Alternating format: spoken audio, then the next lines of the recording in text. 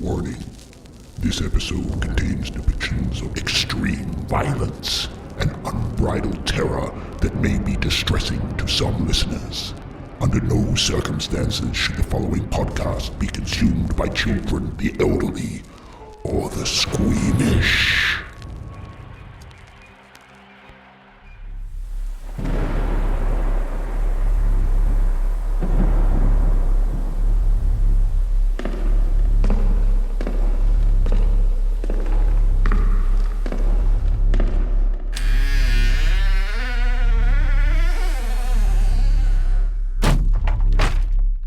There's an old, decrepit theater down the end of a dark, deserted alley. On the 13th night of every month, Baron Sordor throws open his theater doors to the lucky few invited to see the show. The crowd is slowly ushered inside to take their seats, whispering in nervous expectation. Then the music starts to rise, and the red velvet curtains are drawn aside. A dark figure strides to the edge of the stage, and the audience gasps in anticipation, because when the clock strikes midnight, it's time for Baron Sordor's Theater of the Doomed.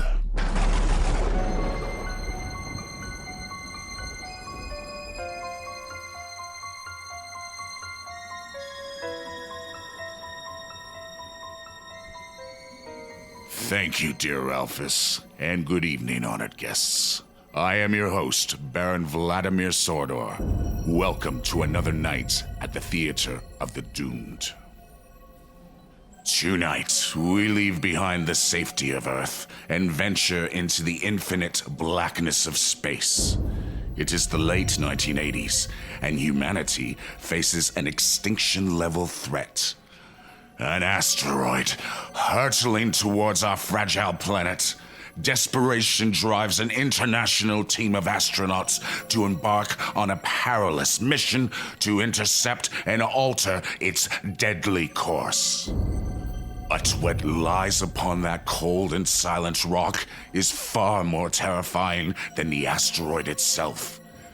What begins as humanity's last hope descends into a nightmare of paranoia and betrayal, as the crew must confront a cosmic terror beyond comprehension, but also the fragility of their very minds.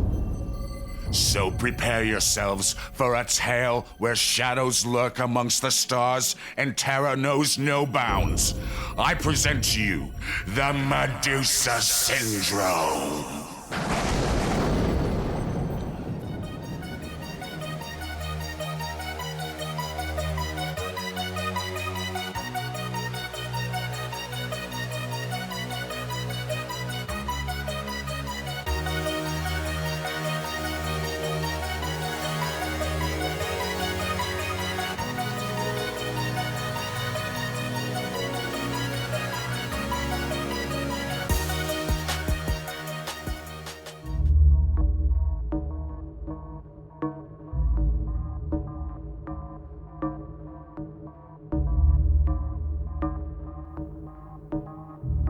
The future, 1986. Humanity has entered a golden age. We've mastered technology and colonized worlds across the solar system. Our horizons stretch beyond what we could ever have imagined, and now the stars no longer seem so distant.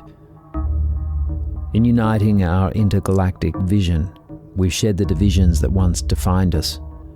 Gone are the conflicts of nations and race, religion and creed. In their place stands a single global order, an authoritarian government called the Terran Directorate, where all citizens no longer work for the advancement of their interests, but instead for the betterment of all. And yet, no matter how far humanity roams, no matter how many worlds we touch, one world remains at the center of every soul. Earth. The cradle of our species, the blue jewel that gave us life, and perhaps the only thing still worth dying for. 1 year ago, Deep within the asteroid belt between the scarlet dust of Mars and the swirling storms of Jupiter, a collision sent a rogue body tumbling out of orbit. Its name was Medusa 517, a rock the size of New York City on a slow but inevitable course toward Earth. It was classified as an extinction-level threat, a planet killer. To prevent panic, the Terran Directorate concealed the full scale of the danger from its citizens and quietly assembled an elite crew to intercept the asteroid, alter its course, and save the planet. They called the mission Operation Failsafe. Now, after 6 months in deep space, the Nerva-class heavy cruiser Jupiter 1 has made contact with Medusa 517 less than 100 million kilometers from Mars.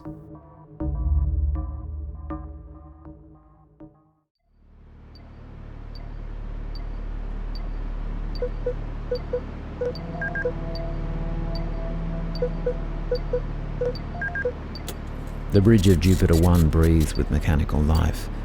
An orchestra of toggled switches, amber indicator lights blinking like tired eyes, and CRT monitors flickering static green across steel grey bulkheads. The air was thick with the scent of ozone and overheated circuitry.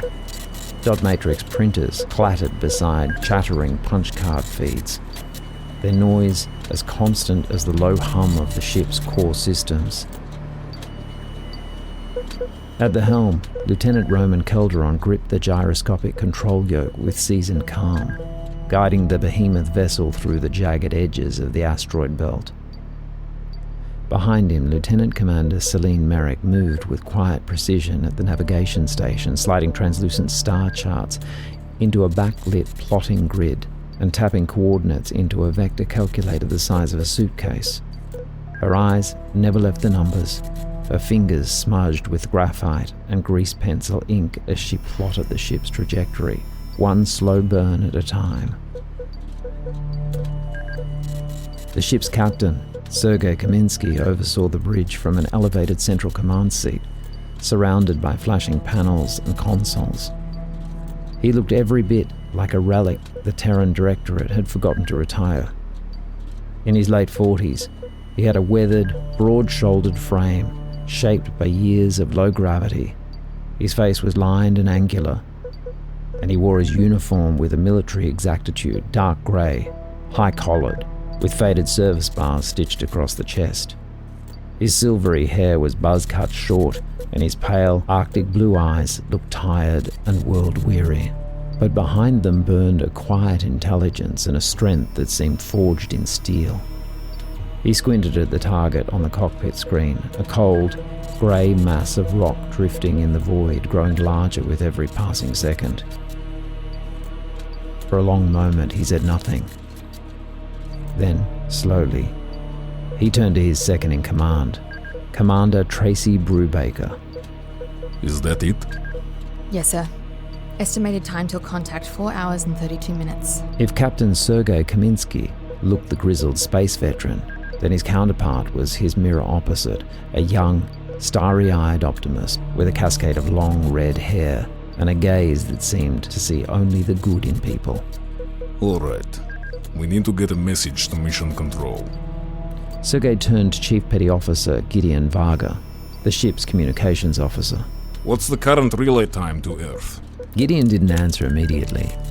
He inserted a laser disc into the Hercules 5 mainframe computer and tapped a series of inputs.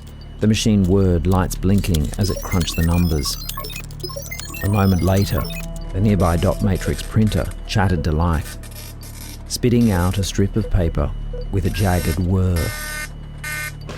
Varga tore it free and scanned the figures. There is moderate solar flare interference, sir. Estimated relay is 16 minutes each way. Recommend truncating the message for maximum efficiency. Sergei grabbed his coffee cup, leaned back in his chair, and propped his boots on the console. The wet, half-dead cigar, clenched between his teeth, wobbled as he took a tentative sip. Then he grimaced. It was cold. With a sigh, he set the coffee down, pulled out a battered disposable lighter and thumbed it to life. He puffed until the end of the cigar caught, glowing dully in the dim light. Thick coils of grey-blue smoke drifted up, curling through the cockpit. Satisfied, he gave a small nod and drew in deep, savouring the burn, then exhaled contented. All right. Begin recording. Mission Control, this is Jupiter 1. We have made visual contact with the asteroid Medusa 517. Requesting authorization to initiate Operation Failsafe and begin braking sequence. End transmission. Gideon ended the recording and began the long, methodical task of positioning the high-gain antenna array, angling it just right to initiate microwave transmissions back to Earth. I want to be notified the second we hear back. You understand me, Gideon? Yes, sir. Good. Commander Brubaker, I want the entire mission team assembled in the operations deck in 10 minutes. You have the bridge.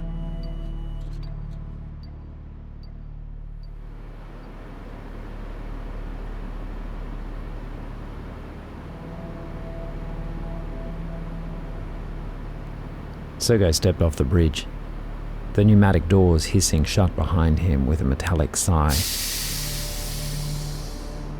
He puffed his cigar as he walked briskly down the dimly lit corridor, the soles of his boots echoing against the grated steel floor. Fluorescent strip lights buzzed overhead, casting flickering shadows along the narrow passage. A painted, stenciled sign marked elevator pointed him toward a lift shaft housed in riveted bulkheads. He keyed in his officer code. The doors shuddered open, revealing a cramped lift lined with chipped paint and an old brass placard that read, "Manufactured by Altair Systems, 1979. Inside the control panel featured a toggled dial and a small green lit readout. Sergei set the level to Deck 3, Operations, and leaned back as the lift groaned into motion, ascending with a slow hydraulic rumble. The lift had barely begun its descent when it shuddered to a halt at Deck 2, Command Quarters. The door opened with a metallic jolt. Standing there was Commander Don Barker, on assignment from Terran Naval Tactical Security. He was motionless, hands clasped behind his back, in a uniform pressed to a regulation-perfect crispness. His face, however, was anything but polished. It was crisscrossed with scars, almost as if it had been patched together with spare parts. His eyes were cold and impenetrable. Barker stepped inside, checked the destination panel, and gave Sergei a single measured nod. Captain. Sergei's jaw tensed. He returned the nod and shifted aside to let the man in. Barker radiated discipline, every movement exact, every word trimmed of excess. How long until we make contact with Medusa 517? A little over 4 hours. Copy that. They resumed their descent, and the lift, filled with the sounds of hydraulics and the low hum of machinery. Sergei didn't trust him. Barker had been assigned at the last minute. He was supposed to be there as an advisor, but Sergei could read between the lines. He was Black Ops from some off-the-books agency. And by the look of him, he was dangerous. Sergei knew a killer when he saw one. He'd served beside them. Hell, he'd been one himself for 10 years in the orbital ranges. And Don Barker? Well, he was as cold as they come. You could see it in the emptiness of his eyes. Still, Sergei said nothing. He made sure his face remained unreadable, his posture loose. Whatever game this creep was playing, he wasn't about to show his hand.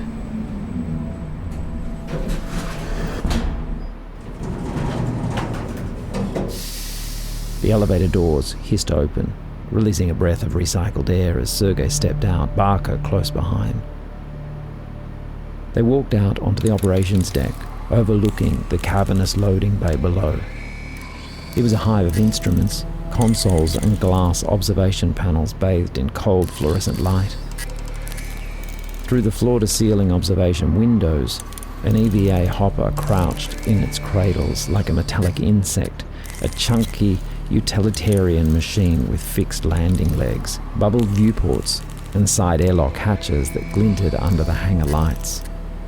On the deck below, teams moved briskly, securing cables, loading crates, and sealing the last of the tethered assemblies in preparation for the mission.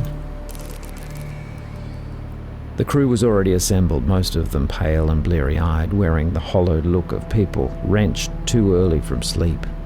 They nursed cups of bitter coffee, picked at rations, and smoked in silence, the air thick with fatigue.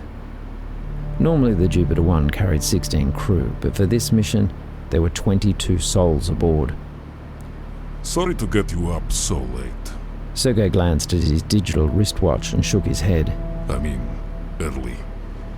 I know you're tired, but as most of you already know, we've made visual contact with Medusa 517. By mission parameters, that means all hands on deck. We expect to be in position for the mission team launch by 0500 hours.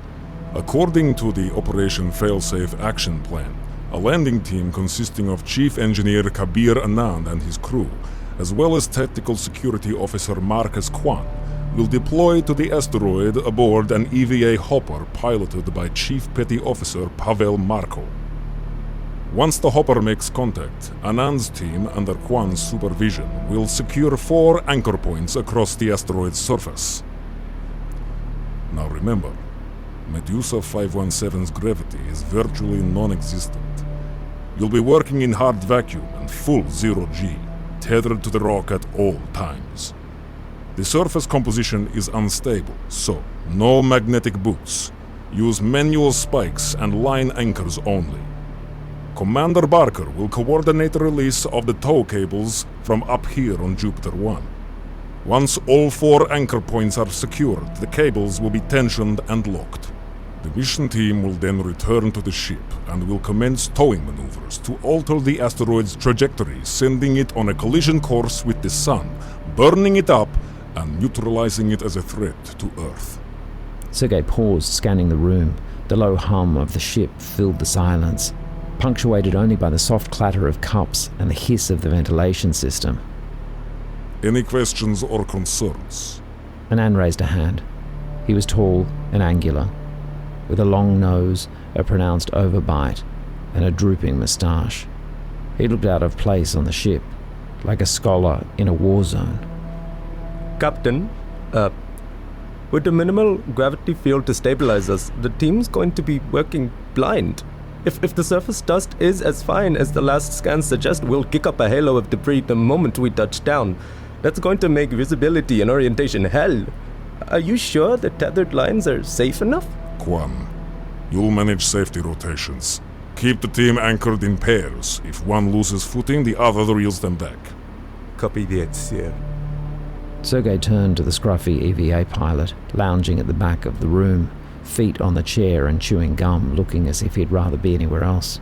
Pavel, I want you in constant comms with Roman on the flight deck. You two will synchronize spin between the Jupiter 1 and the asteroid. At its current velocity, even a minor drift could send the team off into deep space. I'm on it, Captain. My calculations show we'll need thruster correction every 82 seconds. Make sure you're right. I don't want anyone floating home on a different orbit. A ripple of unease passed through the room. Until now, the mission's danger had been abstract. Suddenly, it was unmistakably real. Has Mission Control verified the radiation readings I logged, Captain? Sergei glanced toward the ship's science officer, Lieutenant Ben Thatcher, and suppressed a groan. Thatcher carried a darkness with him, a grating pessimism that clung to every word. He viewed the world through hollow eyes that burned with the gleam of a man who thought too much and rested too little. His features were sharp and cutting, like his manner. His uniform perpetually creased, his dark hair unkempt. There was a nervous energy about him, a subtle twitch, as if he were tuned to a frequency no one else could hear. Brilliant, abrasive, and endlessly contrary, Ben had the mind of a genius and the temperament of an asshole. To Sergei, he was a constant thorn in his side. No word yet, Lieutenant. I assume Mission Controls reviewed your report and determined the anomaly originated from another source? Solar interference, perhaps? Ben had run scans days ago, the moment Jupiter 1 came within range. His findings were troubling. A radiation spike emanating from the asteroid itself indicated an unknown source of activity. The gamma return from Medusa 517 is pulsing, Captain. In my experience, rocks don't pulse. What's your point, Lieutenant? My point is we're standing here discussing anchor points and tether tensions while no one's asking why that rock has a fucking heartbeat louder than Chernobyl. Mission Control's got an answer for everything we throw at them, but not this. Why the silence? Will, what do you think it is? I don't know, that's the point. We should be investigating that rock more before we send people down on it. It could be something as simple as like magnetic oscillation, or it could be the asteroid is contaminated with californium-252 and the whole team will get flash fried the moment they set foot on the thing. Hell, it could be a signal for all we know. A signal? You're suggesting the asteroid is transmitting? I'm suggesting we don't know what it's doing, sir. And until we do, maybe we stop pretending this is business as usual, at least until Mission Control gives us a straight answer on what's down there. Your concern is noted. I'll follow up with Mission Control before launch. Happy? Ben fished a cigarette from his breast pocket, lit it, and drew in the smoke. The ember flared briefly in the recycled air. Much obliged, Captain. Always good to know someone's listening. Sergei glanced at him, jaw tight, then cleared his throat and turned back to the crew. If there's nothing else, we'll end it there. We launch at 0500. Get some rest if you can. It's going to be a long day on the rock.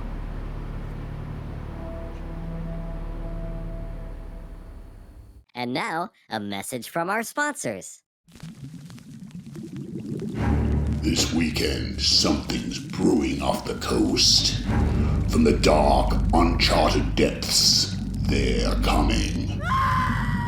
Bigger, hungrier, tastier. Killer prawns from the deep. When the ocean of a small seaside town is contaminated by toxic waste, a swarm of mutated, man-eating crustaceans rises from the depths with a taste for human flesh. They were once the catch of the day. Now you are. Claws snapping. Shells cracking. Don't say you weren't prawned. No one is safe in the shallows. Not the lifeguards, not the fishermen, not the tourists. This isn't a beach anymore. It's an all-you-can-eat buffet. Bring your friends. Bring your appetite. Bring some extra cocktail sauce. Because once they start feeding, they don't stop. Killer prawns from the deep. This time, you're on the menu. Playing now at the Galaxy Twin Drive-In. Rated X.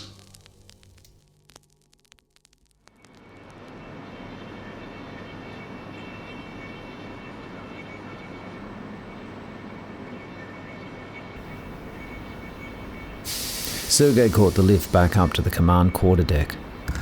The corridor lights were dimmed to conserve power, casting long shadows that wavered across the bulkheads.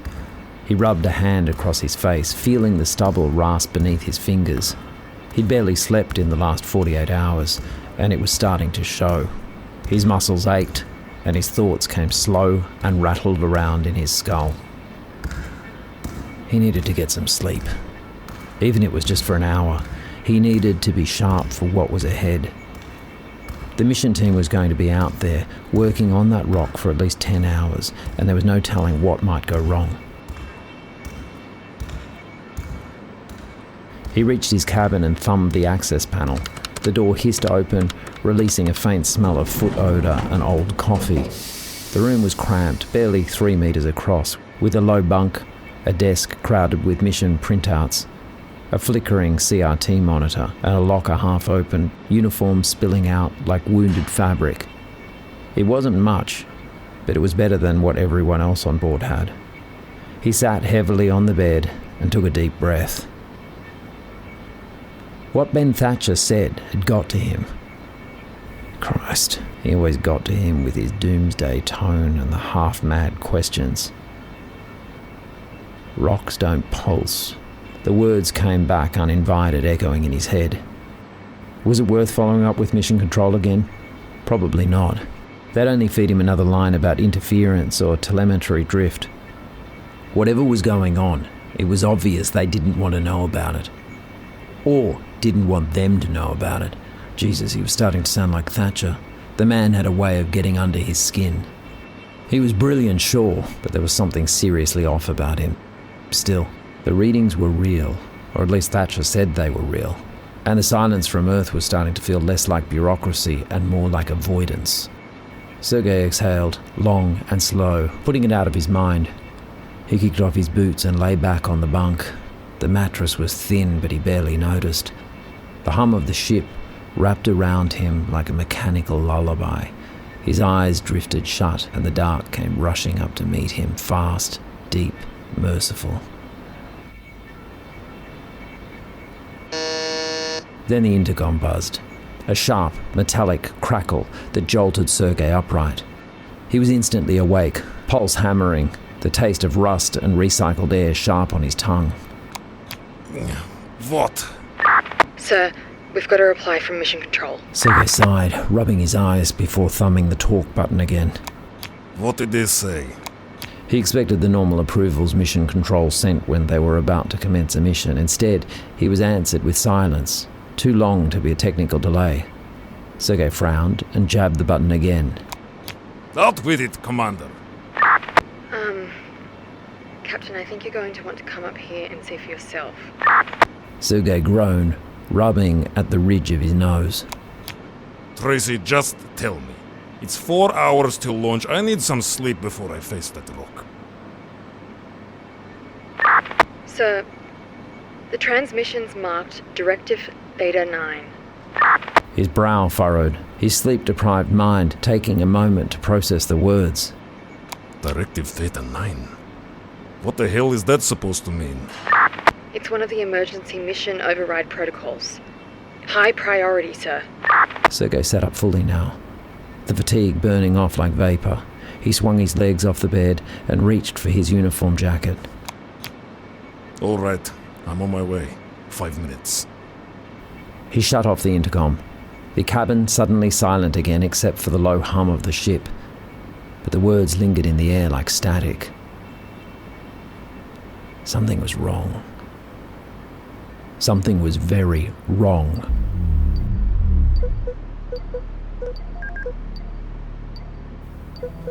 The bridge was bathed in cold blue light, consoles humming under the steady pulse of the reactor.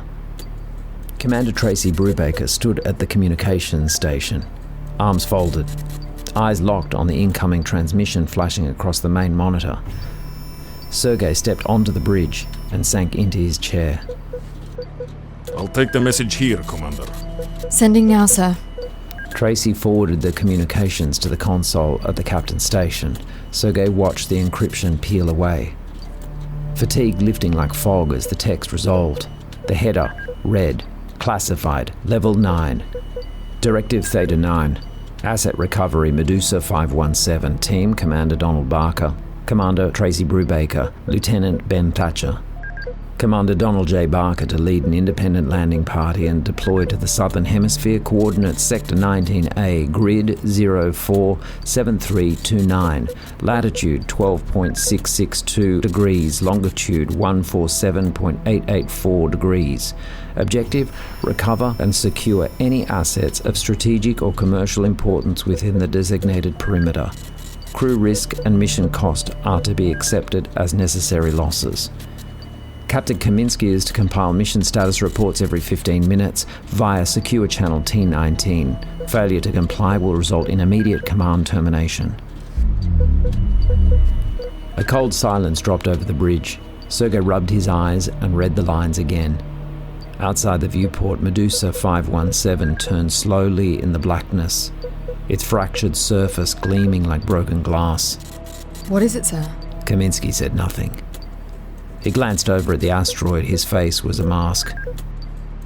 Get Commander Barker. Yes, sir. Before she could touch the intercom, the bridge doors hissed open.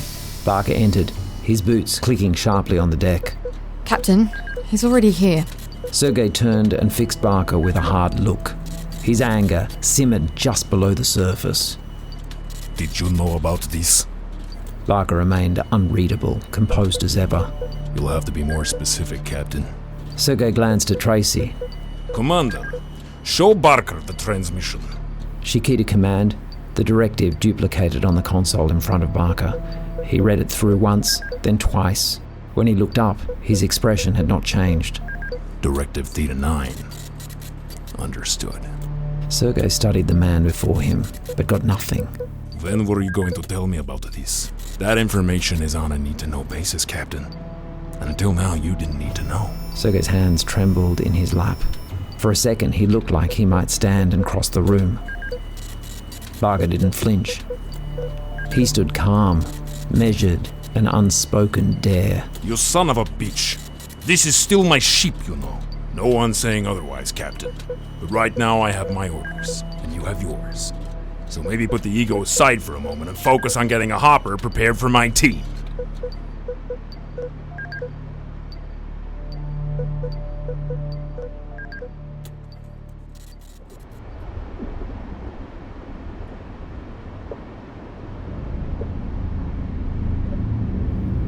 Lieutenant Ben Thatcher sat in the cramped belly of the EVA hopper with Commanders Brubaker and Barker. It had been 6 hours since the first team departed for Medusa 517. They were now preparing to secure the third cable anchor on the asteroid's surface. The hopper was built to seat 10, but even with just 3 aboard, it felt oppressively small. The air was thick with recycled oxygen. To Ben, it felt less like a spacecraft and more like a miniature submarine suspended in a sea of nothing. He hated these runs. Not space travel itself. He loved the silence, the emptiness. But these tin can EVAs... Too many things could fail. A loose seal, a fractured gasket, or one pinhole of pressure loss, and you'd be vapor before you had time to scream. Just another cluster of particles drifting in orbit. Ben didn't want to be here. Not on this hopper. Not on this mission. When Sergei had called him into the briefing room and told him he'd been assigned to accompany Barker's special operation, he'd flat out refused. He'd even welcomed time in the brig for insubordination. Anything he'd said was better than stepping foot on that rock without knowing what was waiting for them. But refusal wasn't an option when they reminded him that his benefits would be suspended, that his daughter would lose everything. He'd fallen silent. Now as the hopper rattled through the asteroid's thin dust field, Ben sat in the back, staring at the radiation monitor. It throbbed with a faint, steady pulse as they approached Medusa 517. He didn't believe in omens or fate, but he'd learned to recognize warning signs, and that radiation pulse was growing stronger every kilometer.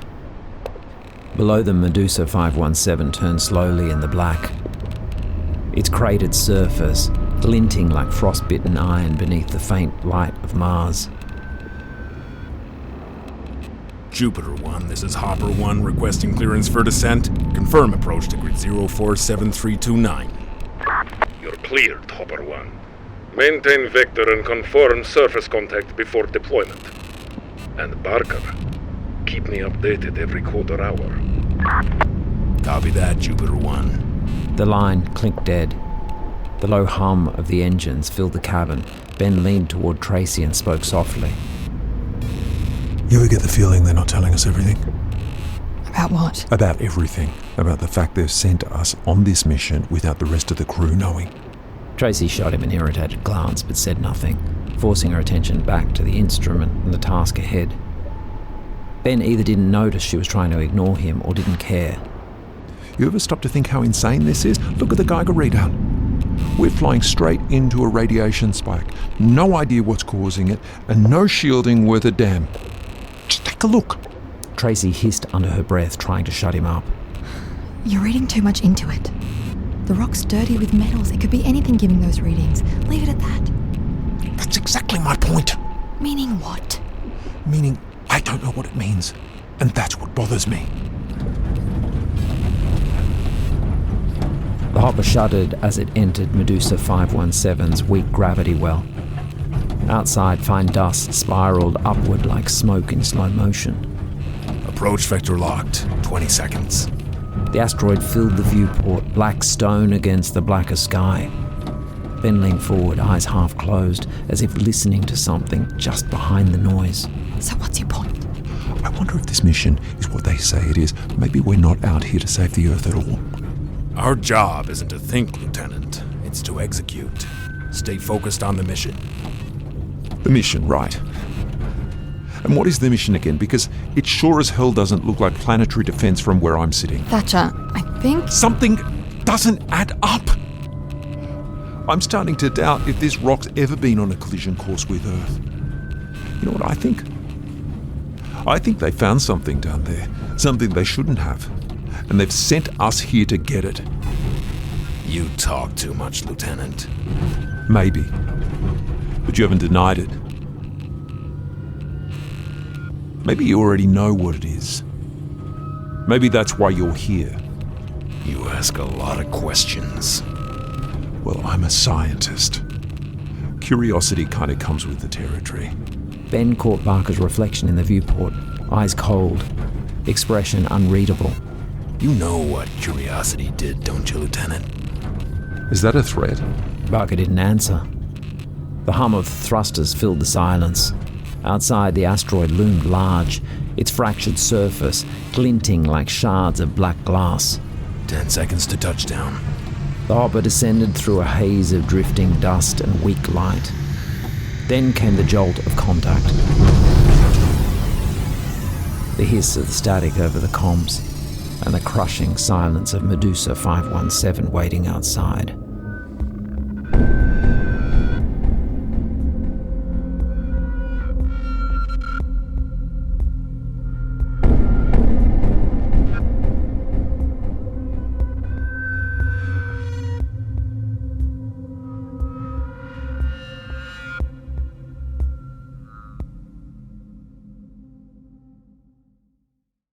And now, a message from our sponsors.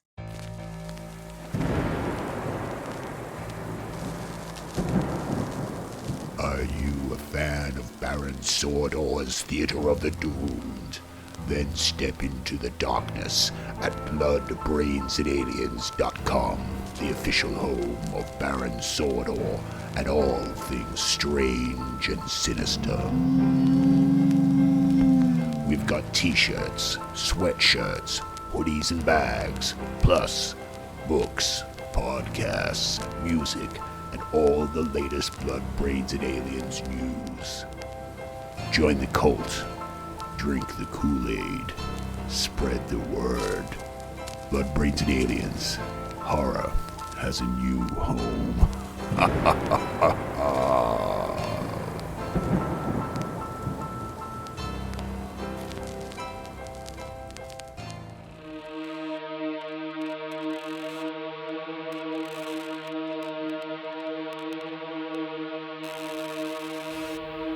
The hopper's side hatch hissed open, releasing a puff of vapor that vanished instantly into the vacuum. Beyond it stretched the surface of Medusa 517, a wasteland of fractured obsidian, frozen dust and jagged glassy ridges glowing faintly under the distant sun. One by one they emerged, trailing white umbilical tethers that unfurled behind them like silken spider threads. There was almost no gravity here, only inertia. Each of them moved in short, deliberate bursts from their suit jetpack thrusters, then planting titanium spikes into the rock with a loud thud and clipping their safety lines as they advanced. Every action was slow, rehearsed, silent, a ballet of restraint performed in a vacuum that wanted them dead. Their suits were thick, pressurized shells, each one a patchwork with metal plating, reinforced joints, and polymer seals worn to a dull sheen by years of service. The helmets were large, spherical domes with mirrored visors that turned every face into a reflection of the void. Barker led, movements crisp and economical. Tracy followed close behind, her line anchored to his. Ben brought up the rear, his body drifting a fraction longer between bursts, the tether tightening against his harness with a dull metallic tug. Below them, the black surface shimmered like frozen tar. Above were the endless stars, and Mars blazing like a dying sun. The view was so vast it inspired awe and terror, like they were trespassing in a cathedral built for gods.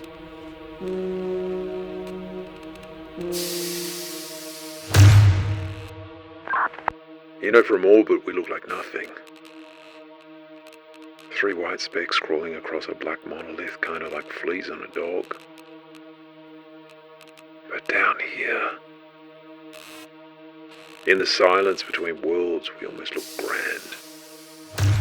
Little reflections of humanity's arrogance and wonder shining against an infinity that doesn't know or care we exist.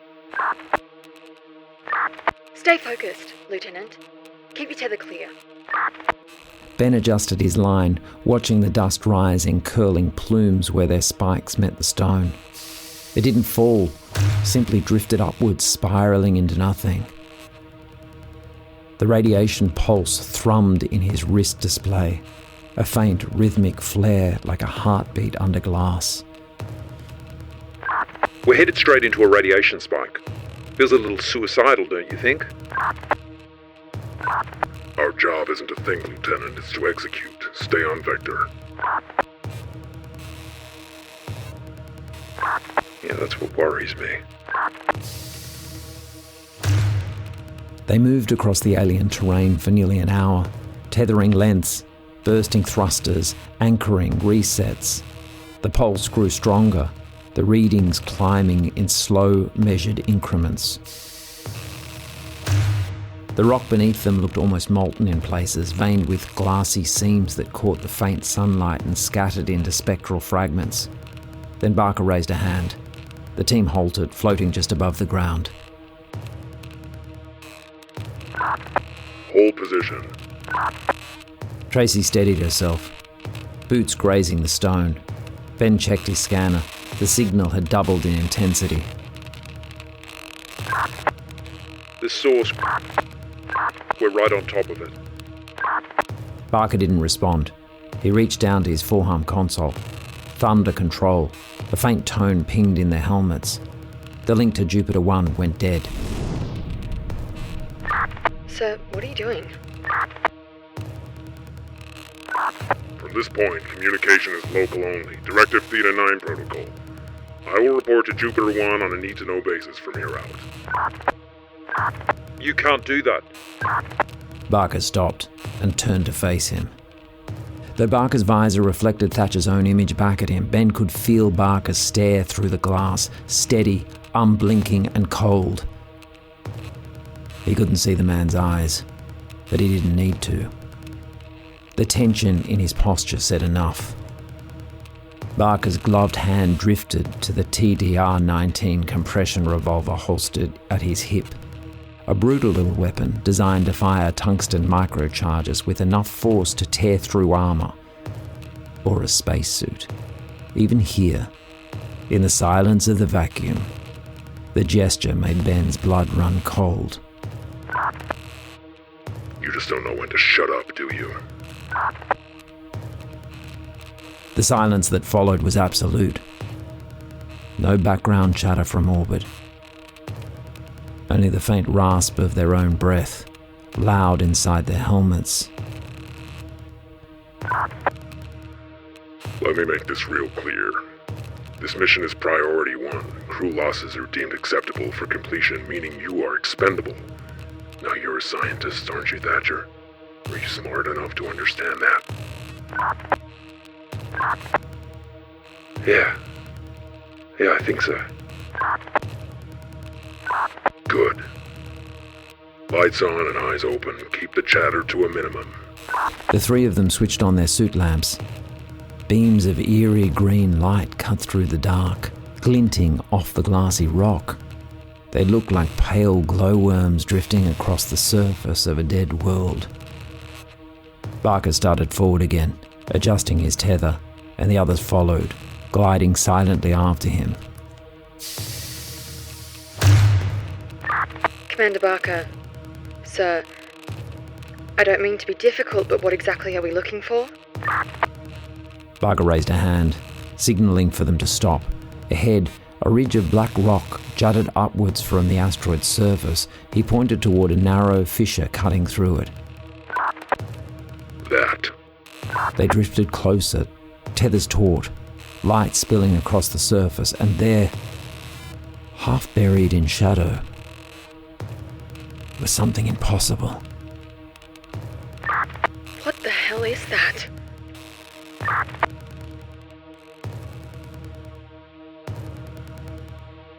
Carved into the stone itself was a stairway, descending into darkness.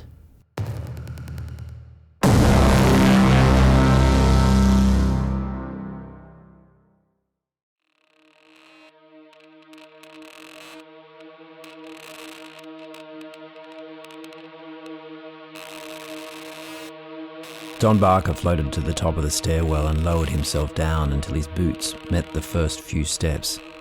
He tapped a control on his wrist console, and the magnets in his boots engaged with a heavy clack, anchoring him to the stone.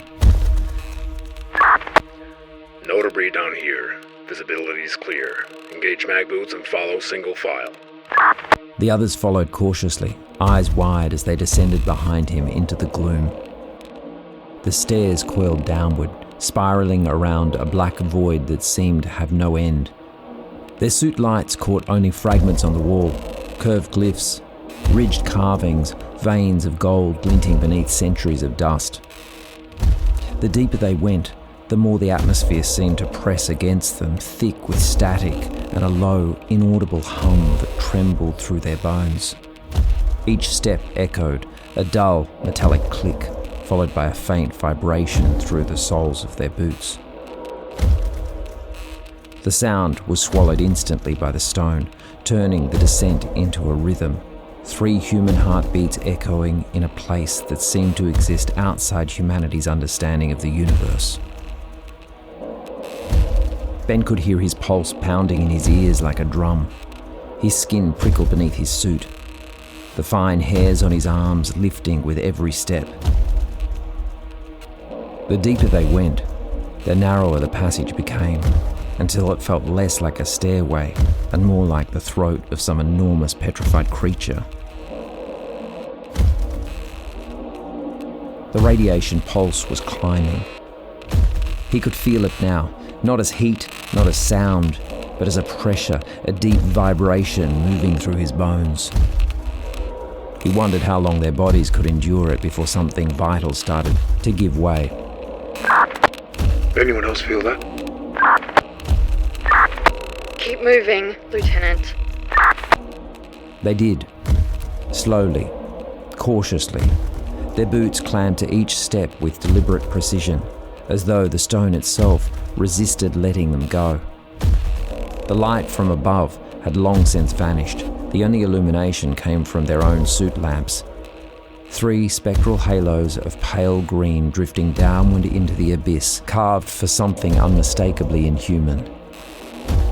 The staircase turned one final time, then abruptly opened. A sudden shift in pressure, a sense of vastness, and they stepped out into an enormous chamber. Their lights fell away into darkness, swallowed whole. The walls disappeared beyond sight.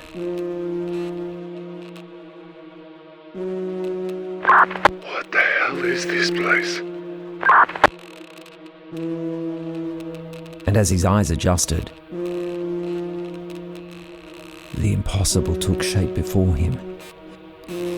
His mind recoiled. The scale, the design, the sheer alien perfection of it, it was too much to process. For a moment, he wondered if he'd finally crossed that thin line between observation and madness, and if what he saw was real or the mind's last defense against the truth. They were standing at the edge of a subterranean city.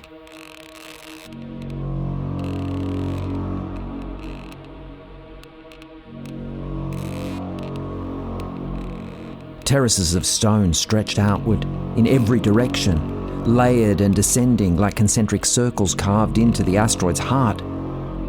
What they had taken for rock walls were in fact structures towers. Arches, bridges, rising and curving with impossible grace, their surfaces veined with faint golden light. In the center of it all stood a temple. It rose from the depths like a mountain of polished obsidian, its spires twisting skyward in perfect symmetry. The surface glowed faintly with a buried illumination flowing through the carved glyphs like the pulse of a living thing. Flanking the temple were two colossal statues, each carved from the same black stone. They depicted impossible beings, tall, vaguely humanoid forms with two faces, each turned outward and a third eye burning upon its brow. Their hair was a nest of petrified tendrils that spiraled like living serpents, frozen mid-motion. The eyes were cut from some translucent crystal that seemed to shimmer with internal light. Their scale was unimaginable. Each statue towered hundreds of feet above the crew, their gaze sweeping across the buried city like sentinels watching over eternity. Barker, Tracy and Ben stood motionless at the threshold, the hum of their suit systems the only sound. There. See it? The temple in the center. That's our objective. Let's move. Ben's eyes flickered to his radiation meter. The needle was buried in the red, trembling.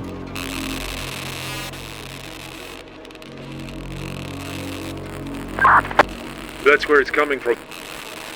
Radiation's off the scale. We go any closer, we're cooked. Frankly, I'm amazed we're not already dead. Barker turned toward him and Ben threw up his hands and barked a bitter laugh. You go ahead. You shoot me if you want. But I'm not taking another step till you tell me what the hell is going on down here. Thatcher? That's enough. We are standing in a goddamn alien city on an asteroid floating through the void, man. I mean, we are staring at architecture that looks like it predates fucking civilization itself. And you're telling us to what? To keep walking like this is any other fucking Tuesday back on the ship. Tracy glanced back at Barker, half expecting to see his hand on the gun. We are inside a city that shouldn't exist, if you haven't noticed. A fucking alien city in the center of a fucking asteroid. Barker, do you get that? This isn't some mineral survey. This is Genesis. This is the eye of God staring back at us. Ben, please pull it together. Yeah, maybe I sound crazy.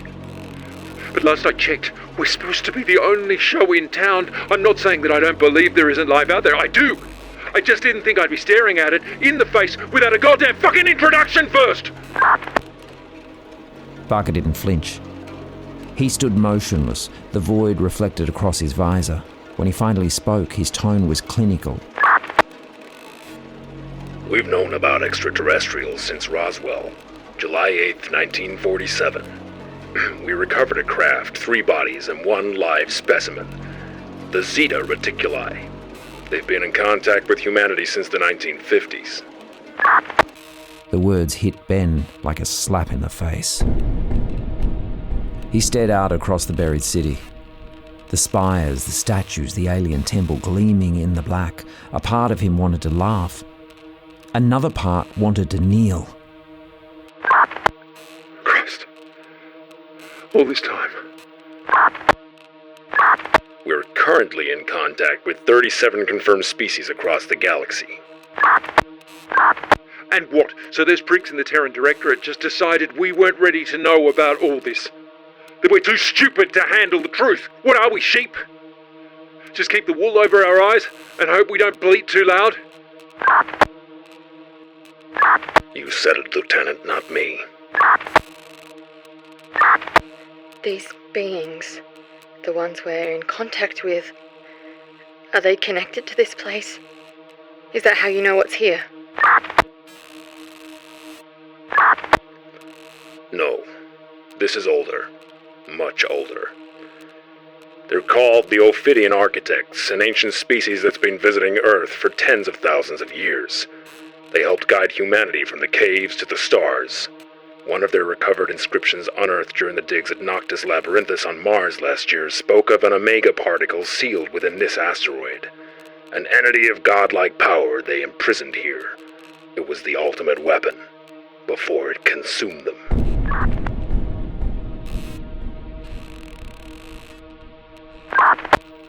And what? You plan to find it? And take it back to Earth? Now you're caught up, Lieutenant. That's crazy. That thing is buried out here for a reason. Just who the fuck are you anyway?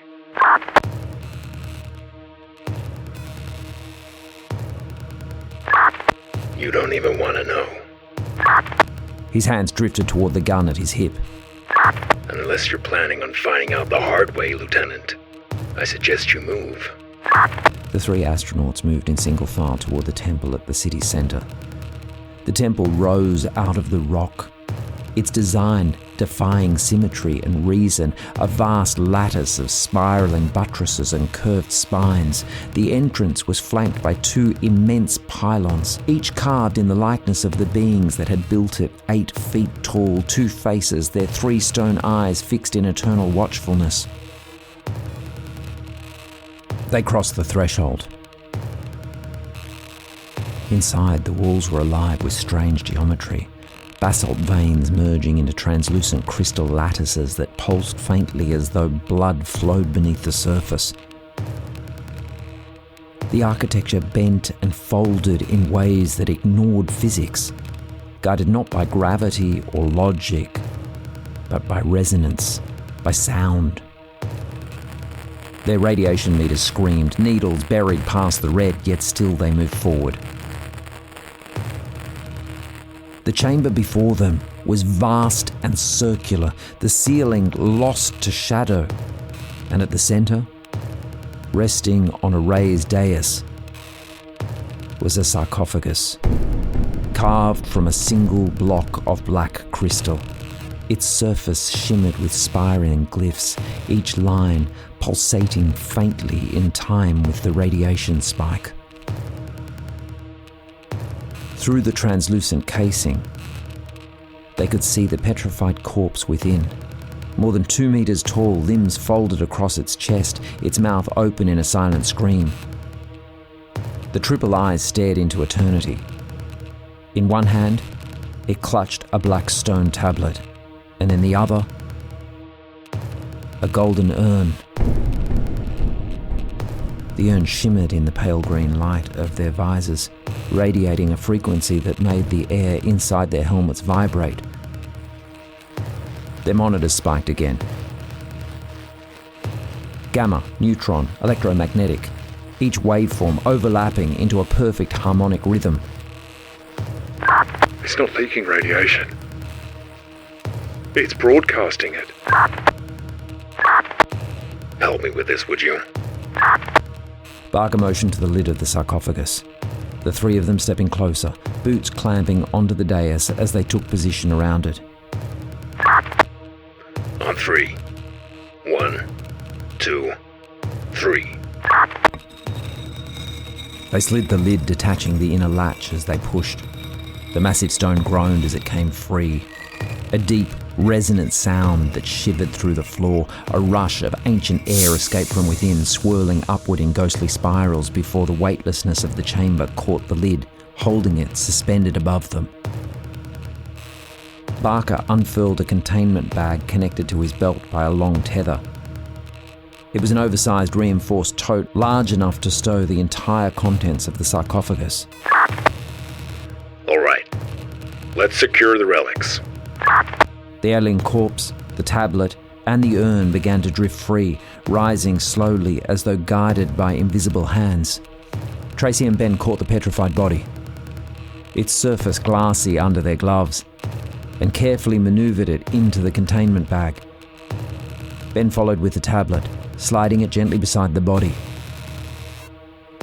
Barker had demagnetized his boots and hovered nearby, the empty urn in his grasp. Okay, we've got everything. Can we get out of here, please? The radiation in this room has got to be almost lethal. Barker didn't reply. He ignored Ben completely, turning the urn slowly in his hands, his gloved fingers tracing the engraved lines as if reading Braille. Commander Barker, I don't think that's a good idea. Barker's fingers moved over the surface, finding a set of raised studs, small, deliberate indentations running in a spiral. What are you doing? Don't open it! Before they could stop him, Barker's fingers pressed down. There was an audible click, followed by a faint hiss.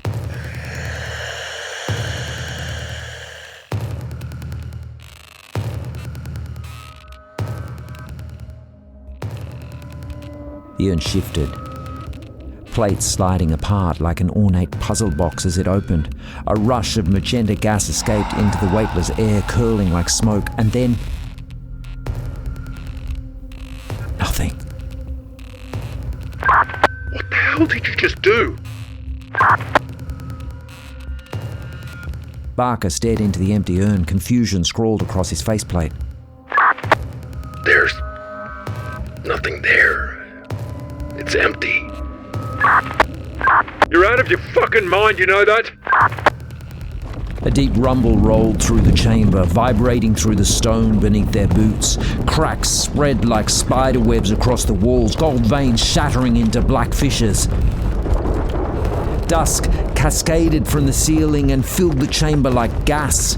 The radiation meter screamed. What the hell have you done? Both of you stop! We need to get out of here! Before she could finish, the asteroid convulsed.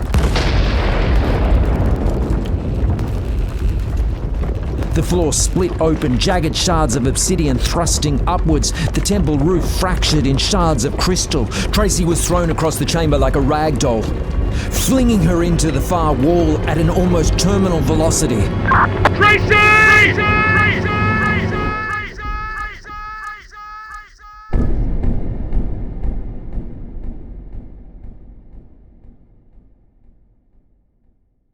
And now, a message from our sponsors.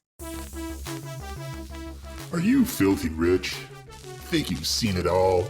Champagne on super yachts, private islands, models who don't remember your name. Bored yet? Then you need Human Safari. We take you into your choice of war zones around the world and unleash you on the local population.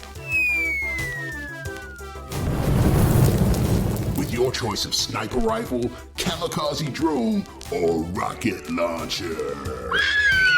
Men, women, entire villages if you like. No rules, no consequences, no witnesses. And the best part, no matter how sick of an atrocity you commit, no one will notice, because they'll just be a casualty of war.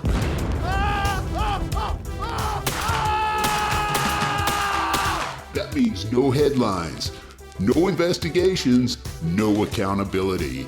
Because in a war zone, everyone's just another statistic. Human Safari. And for those who want an up-close and personal experience, ask about our Prisoner of War package. Abu Ghraib never looked so good. History's darkest moments, humanity's darkest desires, reimagined for your pleasure. Human Safari. Where you hunt the most dangerous game of all.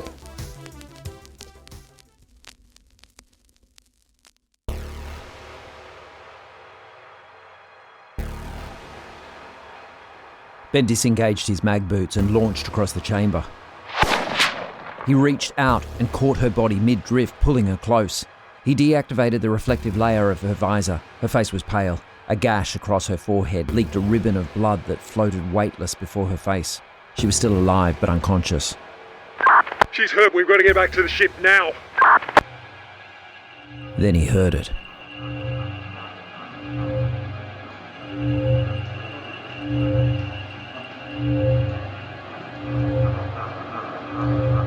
No, he felt it, a harmonic vibration that wasn't coming from his headset.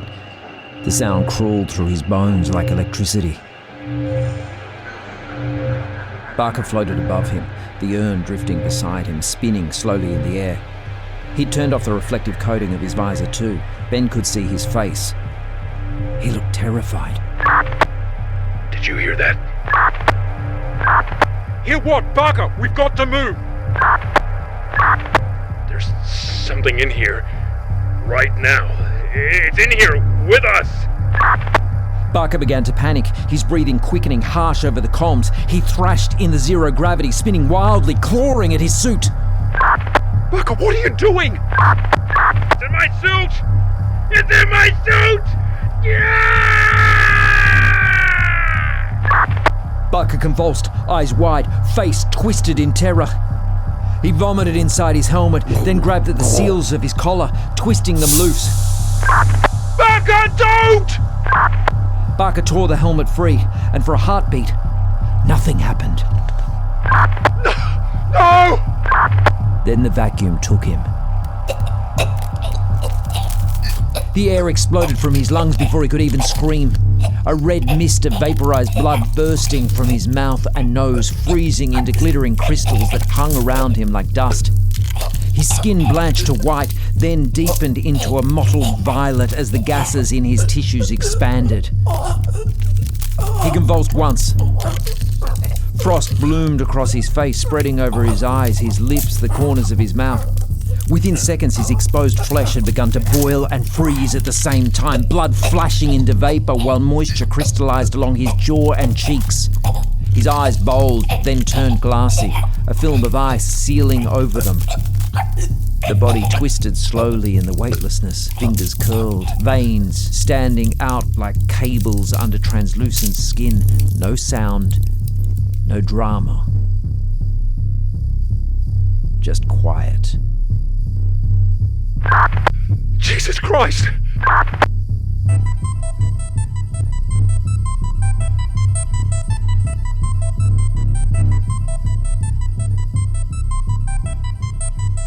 Barker drifted there, motionless, his suit still rigid from the internal pressure, tiny particles of blood and frost spiraling outward, glinting like a constellation around him.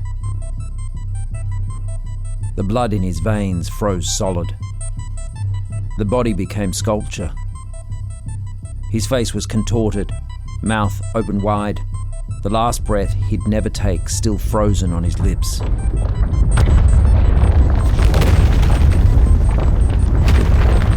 Another quake rolled through the city, louder than before, deep, seismic, alive. Without thinking, Ben sprang into motion, tucking Tracy's limp body under his arm. He pushed off what was left of the wall and shot across the collapsing chamber, smashing through clouds of drifting crystal and rock until he collided with Barker's corpse. He fumbled for the wrist console, unclipped the comms lock, and the channel suddenly burst to life. Seismic activity increasing. Origin unknown. Team has secured final anchor and is lifting off. Jupiter 1, this is Thatcher. I need emergency evac. Brubaker's in critical condition. I repeat, critical medical evac at my location now. Thatcher, where the hell have you been? Then another voice broke through. Dr. Elizabeth Harris, Tracy's wife. Ben, it's Liz. Is she... What's her status? Dr. Harris, stay off the line! Ben didn't stop. He clipped Barker's corpse to his belt, kicked off and blasted his jetpack, propelling himself toward the temple doors. The subterranean city shook itself apart around him, walls splintering, golden towers collapsing into dust. Thatcher, what's the mission status? You are supposed to report every 15... Where's Barker? Ben soared through the chaos, dodging tumbling debris, clutching Tracy close as he fired short thruster bursts. The fuel gauge bled down. Barker's dead! Brubaker's critical. I need evac right now! Then Pavel's voice cut in, half buried under static. Ben, what's your 20? Ben reached the bottom of the steps, switching to full thrust. The narrow shaft rattled around him like a gun barrel as he shot up toward the surface. Latitude 12.162. Longitude 147.884. I'll be topside in 20 seconds. Surface? Long story. I'm inbound, but I got 7 aboard the hopper. How many? Ben glanced back, the containment bag still tethered to Barker's corpse. 3, we're holding cargo. No room for cargo, compadre. Just get here! The thruster sputtered. He was out of fuel, momentum carrying him upward through the trembling stairwell. Ahead, the black mouth of the surface split open, starlight pouring through. If Pavel missed him, he'd drift forever. 5 seconds, Pavel! I'm coming in as fast as I can, man. The walls were closing in, shedding chunks all around him as the stairwell collapsed. Where are you? Almost there. 3, 2... I'm out! Do you see me? Ben shot out of the fissure, bursting into open space. The asteroid fell away beneath his boots, the rock spinning off into the void. Pavel, have you got me? For a heartbeat, only static. He imagined the silence stretching forever, himself tumbling into the endless dark. I see you. Coming in on your 7. Ben twisted and saw the hopper rising toward him, its lights flaring bright against the void. All right, Ben, what's the play? Bring it in. I'll catch the strut. Pavel angled the bug-shaped craft beneath him. Ben reached out, fingertips brushing metal. Then he caught hold, locking his arm around the landing strut, hugging Tracy's body against his chest. We're on, Pavel. Get us back to Jupiter 1 fast. Copy that. Ben, what's Tracy's condition? And Barker, what happened to him? She's concussed, bleeding, barely conscious. We encountered something down there, something... alien. Barker, he lost it. Took his helmet off, decompression killed him. I've got the containment bag. You have the samples. Did you say alien? There was a city under the surface. Barker opened something. A vessel, I repeat, some kind of gas drove him insane. I don't know what it was.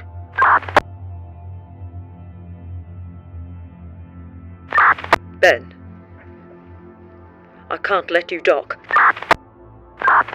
What? Tracy needs help now. Protocol's clear. 12-hour quarantine. You can't be serious. She'll die. She's your wife. There's nothing we can do, Ben. If Barker released a contaminant, bringing you aboard could kill everyone. Okay, override it. Please. Ben, I can't. She's right. You can't do this. Then another voice came over the channel. A voice no one recognized. Quarantine protocol override. Proceed to dock. A1. What? You can't override from Earth, Mission Control. This is a safety critical lockdown. How the hell are you even transmitting? You're on a half-an-hour relay. Ben didn't care. He just closed his eyes, held Tracy tight, and waited as the hopper climbed toward the bright lights of Jupiter 1's landing bay.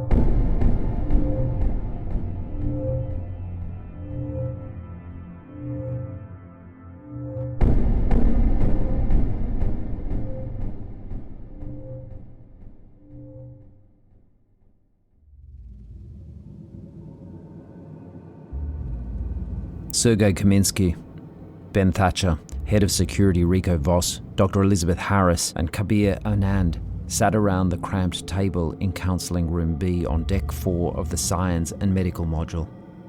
Sergei had chosen it deliberately. It was one of the few rooms on the ship not wired into the surveillance grid or the internal comms. The 5 of them sat smoking, speaking in low, conspiratorial tones.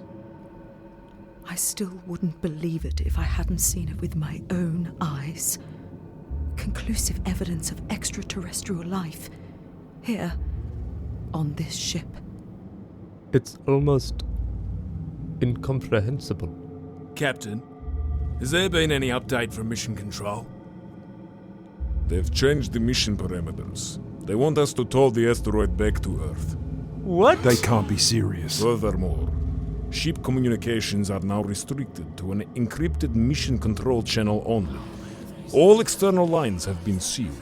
Crew are under complete communications blackout until further notice. They're going to cover this up? They've declared that the asteroid poses no planetary threat. The impact trajectories have been erased from mission files. The new directive is one line: scientific priority. This was a setup. Sergei nodded grimly. So we find proof of alien life, and they're going to bury it. Apparently we've known for almost 40 years. That's what Barker said anyway. They can't do this! They can, and they have. Orders are to attach the tow cables and prepare Medusa 517 for retrieval within 24 hours. Is that possible, Kabir? Yes, Captain. My team can have it done in the next few hours. Good. Make sure it happens. Also, all recovered artifacts, including Commander Barker's body, are under quarantine. Any unauthorized examination will be treated as mutiny by the Terran Directorate, punishable by death upon return. They can't be serious. We're citizens. We have rights. They're the ones who broke quarantine in the first place. Not according to Mission Control. They're denying ever authorizing the override transmission. It's been wiped from all the logs. That's impossible. We heard them. We all did. Ben glared at her, still bitter that she denied them entry earlier. Wonderful. Mankind spends millennia staring up at the stars, wondering if we're alone in the universe, begging for a sign, a whisper, anything. And now, we finally get an answer, and what does our government do? They gag it. They don't listen. They don't reach out or try to learn. They don't use this gift to enlighten us and to pull us forward out of the dark, out of our ego, out of this sick little belief that we're the center of everything. No, they dig it up, cut it open, strip mine it for parts, because God forbid there's something in the universe we can't turn into a weapon.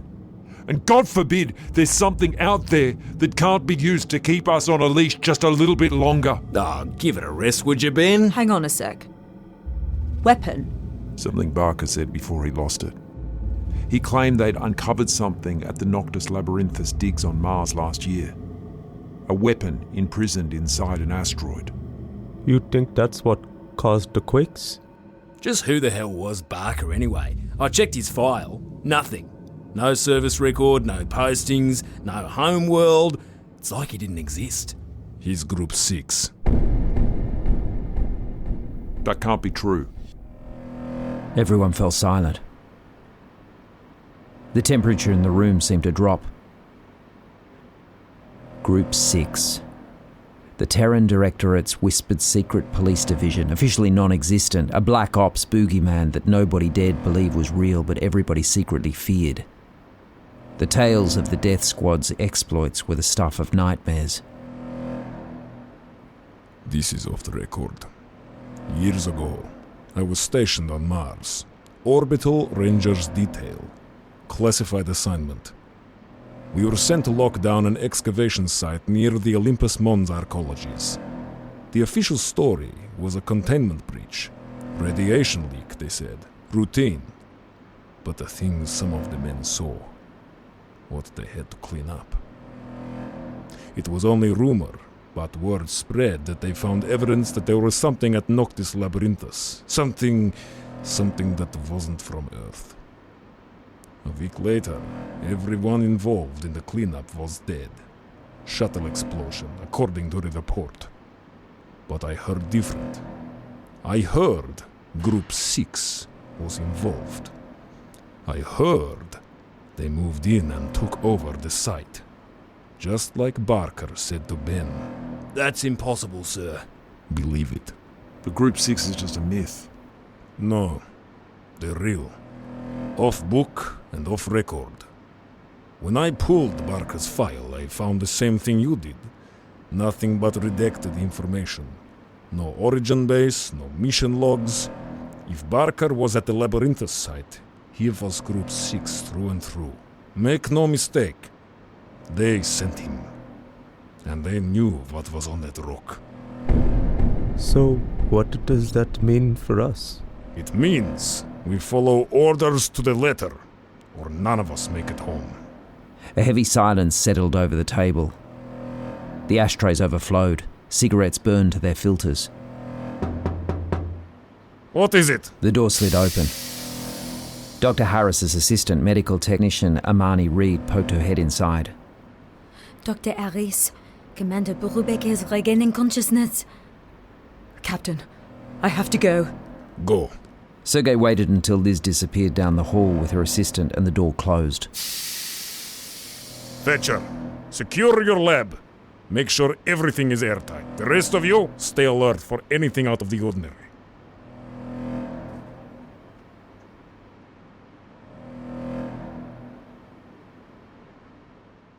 And now, a message from our sponsors. The Chronicles of Cyanide Jones, an 8-part special event coming soon to Baron Sordor's Theater of the Doomed. Set in the not-too-distant future, in a world destroyed by climate change, corporate greed, and government corruption, The Chronicles of Cyanide Jones is a hard-boiled neon nightmare, a cyberpunk history of what's to come. Based on the best-selling novel, The End of Everything We Know, this podcast will hit you like a short, sharp punch to the face and leave you seeing stars, spitting teeth, and screaming for more. This is the future, and nothing can stop it.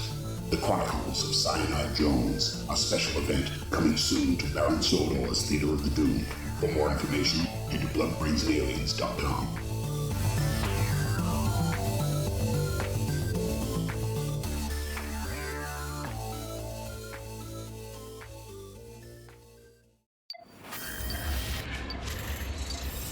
Deck 4, Medical Bay. It was a narrow, sterile compartment, lit in cold blue light, its white plastic wall panels scuffed and lined with faded hazard decals. A row of diagnostic cots faced a central operating table surrounded by articulated lamps and trays of gleaming surgical tools. Beside it loomed the automated 9 surgical assistant, a bulky robot with 3 jointed arms tipped with a laser scalpel, microclamp, and cauterizer, its single red photoreceptor sweeping the room with a rhythmic click whir. CRT monitors flicked with green vitals traces. A cassette deck terminal hummed in the corner, and the air smelled faintly of antiseptic. Tracy Brubaker lay on the diagnostic cot, half lit by the glow of the vitals monitor. Her skin was pale, damp with sweat. Dr. Elizabeth Harris sat beside her, one hand on the console, the other wrapped around her wife's. For a long time, the only sound was the soft ping of the heartbeat display. Then,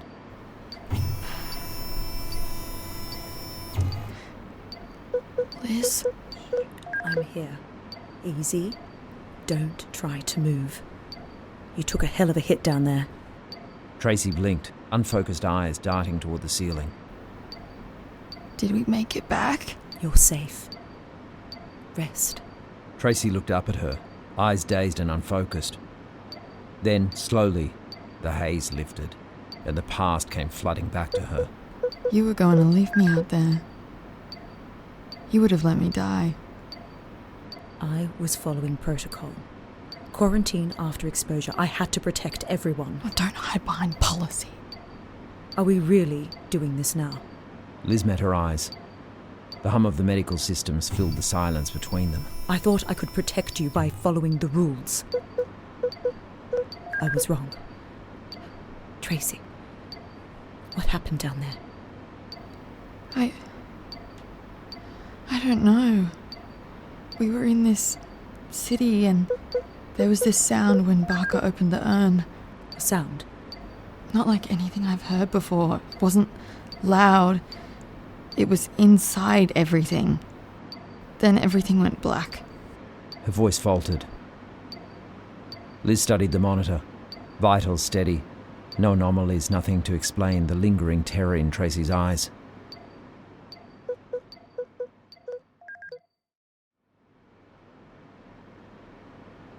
Back in the science lab, Ben Thatcher stood alone among the dim glow of consoles and flickering readouts. The air was thick with the chemical tang of sterilizer. Behind him, 2 stasis lockers sat sealed and magnet-locked, one holding the body of Commander Barker, the other the petrified alien corpse. On the main table lay the black tablet recovered from the tomb. Its surface shimmered beneath the scanning array, the etched glyphs crawling like golden veins through polished obsidian. Thatcher fished a joint out of his pocket and lit it with a plastic lighter, inhaling deeply and holding his breath before exhaling with practiced ease. The captain had been clear. No examination of the artifacts, no analysis, no discussion, nothing until they handed everything over to Mission Control on Earth. Ben took another slow drag from his joint and stared at the black tablet on the table. Fuck him, he thought. He'd found the damn thing, risked his life dragging it out of that stone tomb, and now they wanted him to sit here and play dumb? Let some bureaucrat decide what he could know and what he couldn't? Knowledge wasn't a commodity. You couldn't hoard it or trade it like stock. It was meant to be shared. He exhaled, the smoke curling upward in the dim blue light. It's just like curiosity's a disease they think they can cure. Ben smiled to himself. Maybe Barker had been telling the truth. Maybe we'd known all along that the universe isn't empty, just full of things smart enough not to talk to us. And here we are, those same monkeys who learned to split the atom, still pretending we're the chosen ones. We've spent our entire existence chasing one question. Why are we here? And the moment we get close enough to touch the answer, somebody stamps it classified and tells us it's not for us to know. Fuck Mission Control, fuck Group 6, and fuck their secrets. He keyed the scanner into manual override. The system responded in a flat monotone. Unauthorized analysis protocol. He ignored it.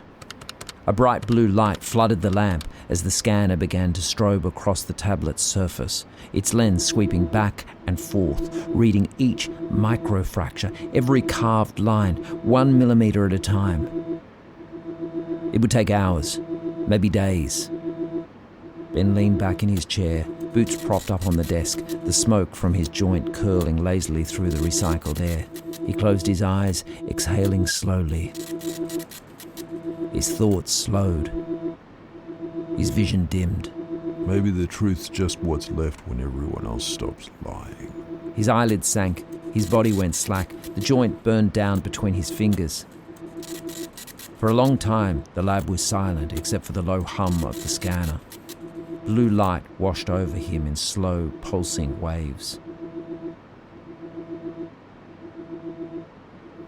Then faintly from somewhere deep inside his dreams came a low harmonic pulse, echoing through him like a heartbeat that wasn't his own.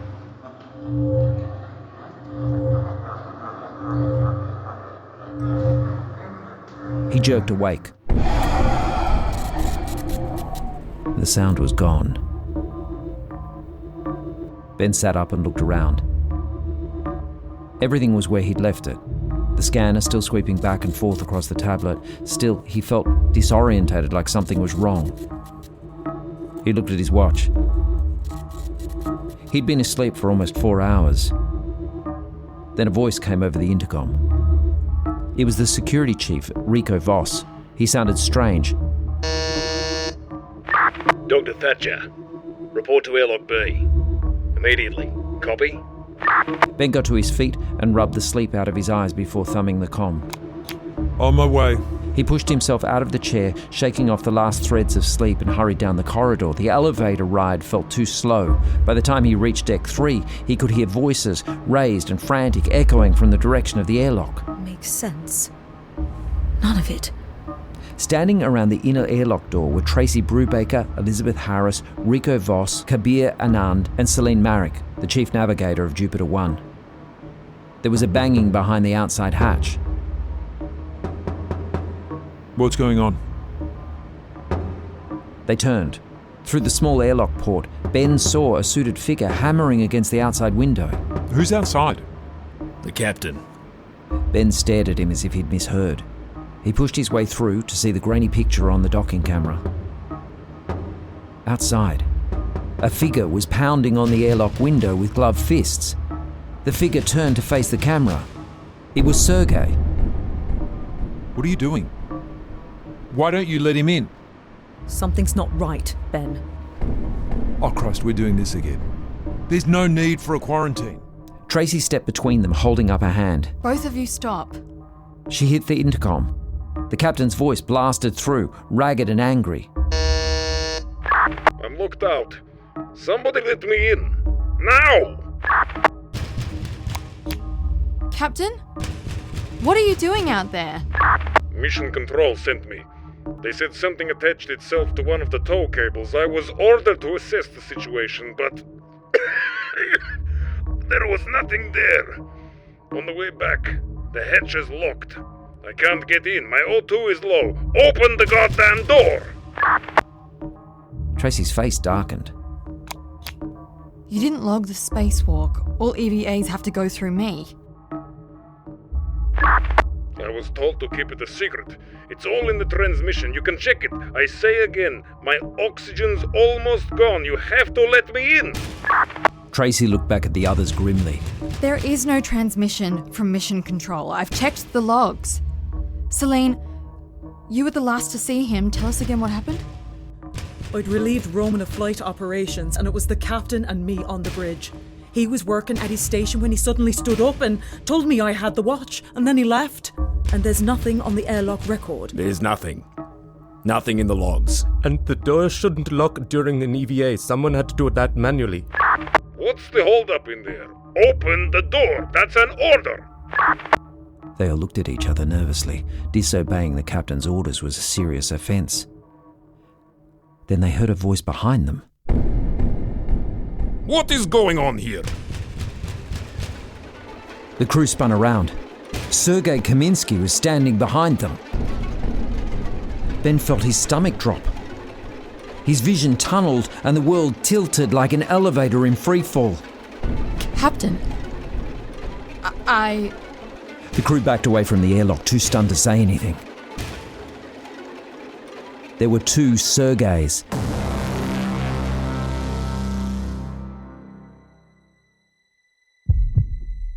The inside Sergei's expression hardened.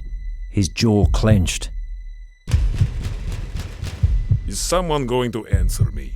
We have a problem, sir. Why is there a man out there disguised as me and beating on the hull of my ship? The Sergei outside began shouting again. What the hell is going on in there? Who's that? Who's that there? Tracy pressed the intercom, unsure of what to do. That's you, sir. At least, I think it is. What? I'm out here. Who is that? The Sergei inside shook his head. I think we have a problem. I think the alien life form Ben found on the asteroid is trying to get in. The Sergei outside started to lose it and began frantically banging on the hatch. I'm not the alien. If anything is an alien, it's that thing is in there with you. That's the alien.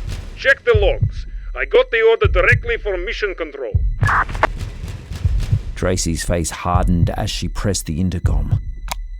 There's nothing. No order, no EVA clearance. He claims you are the imposter.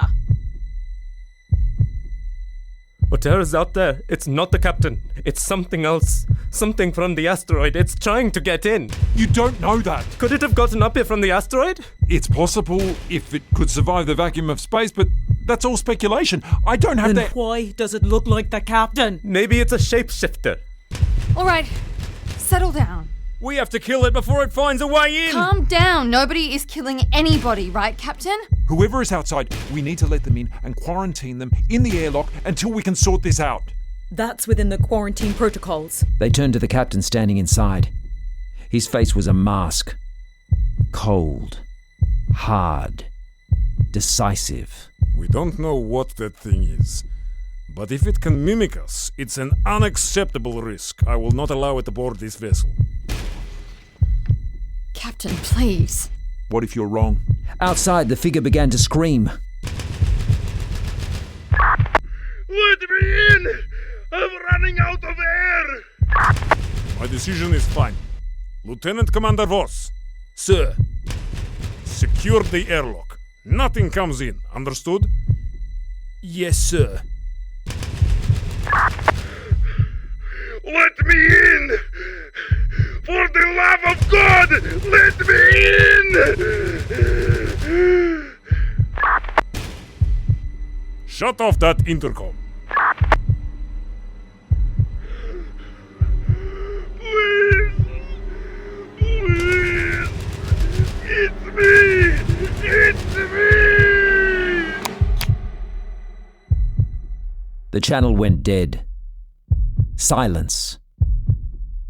A heavy, crushing silence.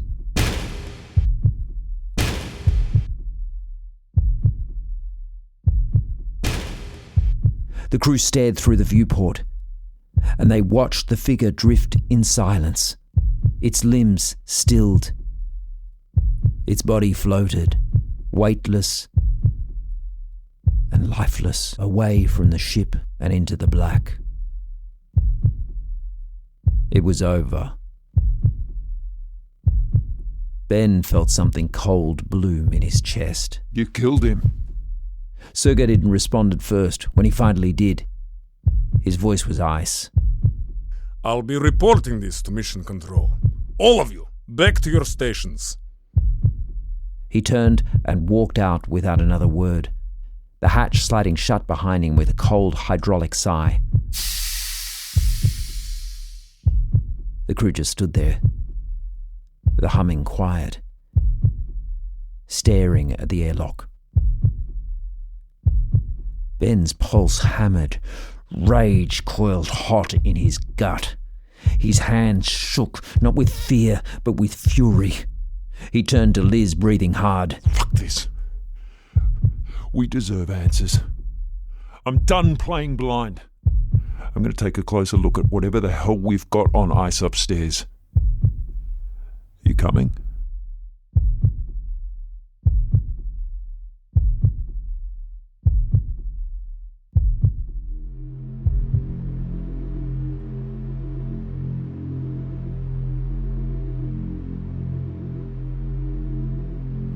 Ben Thatcher strode into the science lab with Elizabeth Harris close behind, his assistant Jonah Silverman at her heels, and maintenance engineer Bubba Brown lumbering in last, still wiping grease from his hands and somewhat confused as to what he was doing there. The lab lights were dimmed to night mode, casting long, cold shadows across the two stasis lockers standing like coffins against the wall.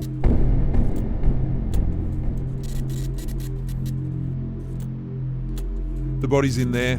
We'll start with Barker. Help me get him onto the table. Jonah stepped forward and keyed the stasis locker. The cream-coloured monolith hissed. Pressure seals venting. The cold vapour curled out like breath from an open grave.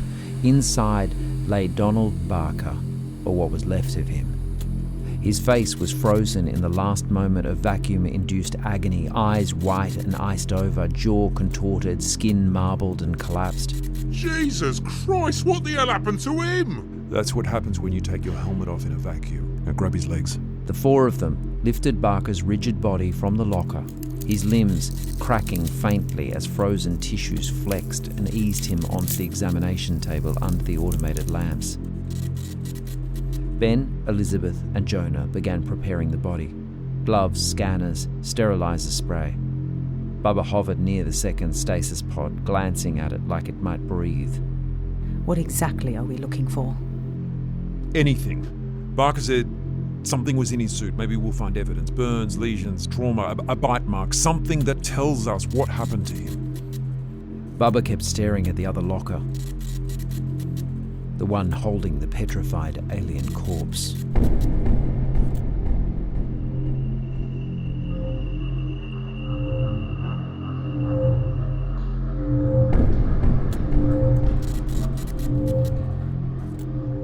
The alien? The thing from the rock? That's in there? Yep, we'll examine that next. Bubba, open the locker. Bubba swallowed hard and crossed the lab, standing before the sealed pod. He pressed the red release. It turned green, and the doors slid open with a slow hydraulic moan.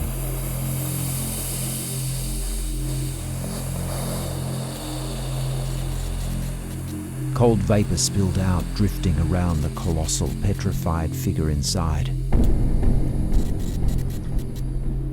The alien had been forced into the locker diagonally, its 2-meter frame contorted, grey stone muscles coiled with ancient tension, its strange two-faced head angled toward the ceiling, its 3 amber eyes open, clouded and staring into nothing. Holy shit! It's real! He reached out. Hesitant. Trembling to touch his cracked, obsidian-like cheek. The lights flickered.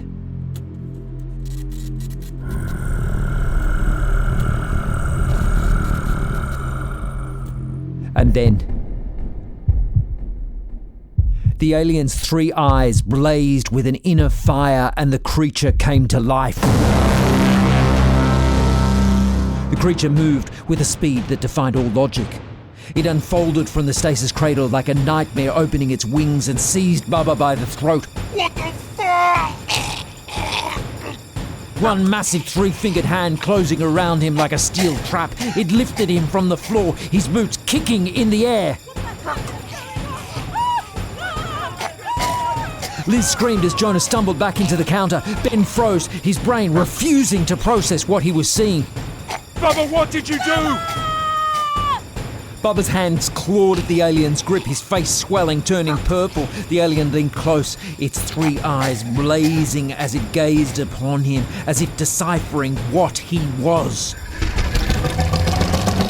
The creature's head unfurled. What Thatcher had taken for dead, mummified tendrils suddenly writhed to life, slick, pale proboscises twisting like the snakes on Medusa's crown. They snapped outward with terrifying precision, plunging into Bubba's face, his eyes, nostrils, mouth, and ears all at once. Bubba's scream collapsed into a wet, choking gargle as the tendrils burrowed deep into his skull. Blood erupted in pulsing jets, splattering across the lab floor. Chunks of brain matter and shredded optic tissue spilled from his sockets as his limbs spasmed violently, smacking against steel cabinets in a hideous, puppet-like seizure. The alien's cranial tendrils pulsed as if it were drinking, its muscular frame undulating in an obscene animal hunger. Bubba's skin turned grey, then translucent, shriveled over his bones as the creature drank him dry. In seconds he was nothing but a collapsed husk, a human-shaped bag of dust and withered flesh. As the creature dropped Bubba, Jonah shouted and lunged forward, scalpel raised in shaking hands. The alien swung its arm in a blur. 3 hooked talons carved across Jonah's face, ripping off the lower half of his jaw in one violent stroke. Teeth clattered across the floor like pellets, his tongue lolled free, still twitching. One of his eyes hung from a torn socket, swinging on a thread of nerve. His body fell backward, convulsing, spraying arcs of arterial blood. Liz grabbed Ben and dragged him down behind the examination table, her hands trembling violently as she clamped onto him. Ben, down, stay down. The alien began to turn toward them as Jonah's body spasmed on the floor, boots tapping in a grotesque death rattle. The creature lumbered toward the exit, its terrifying faces fixed with an inhuman snarl. The lab door suddenly hissed open. Security officer Marcus Kwan entered, half drawing his sidearm. I heard...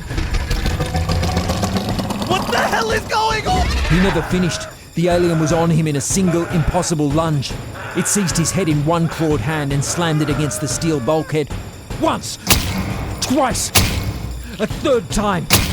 The impact made a deep, wet crack like a melon splitting. Blood sprayed across the walls in a broad arc.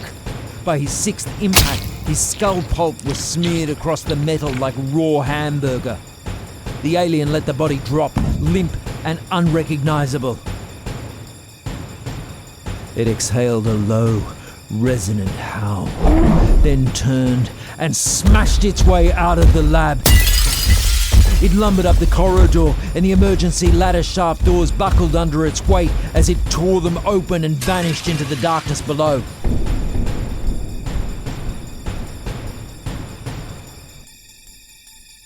Silence fell over the lab, broken only by the soft, wet breaths of the dying. Liz staggered to Jonah's side. His legs kicked weakly, then stilled. Emergency! Emergency! The alien is loose! I repeat, the alien is loose! We need full lockdown! Now!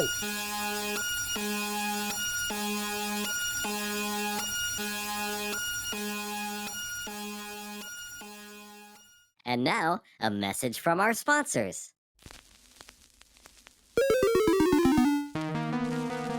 From Neon Cobra Entertainment comes the game they tried to ban. 8-bit lunatic. He's escaped from the nut house and he's coming for you.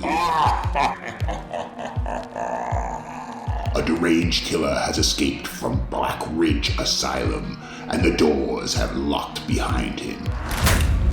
Play as the hunted or the hunter in a neon-soaked nightmare of traps and terror. Dodge the guards, hunt your prey, survive the night. Every level gets deadlier, every move could be your last, and there's no way out. 8-bit lunatic. Only on the Cobra 8 home system by Neon Cobra Entertainment. Strike fast, play hard.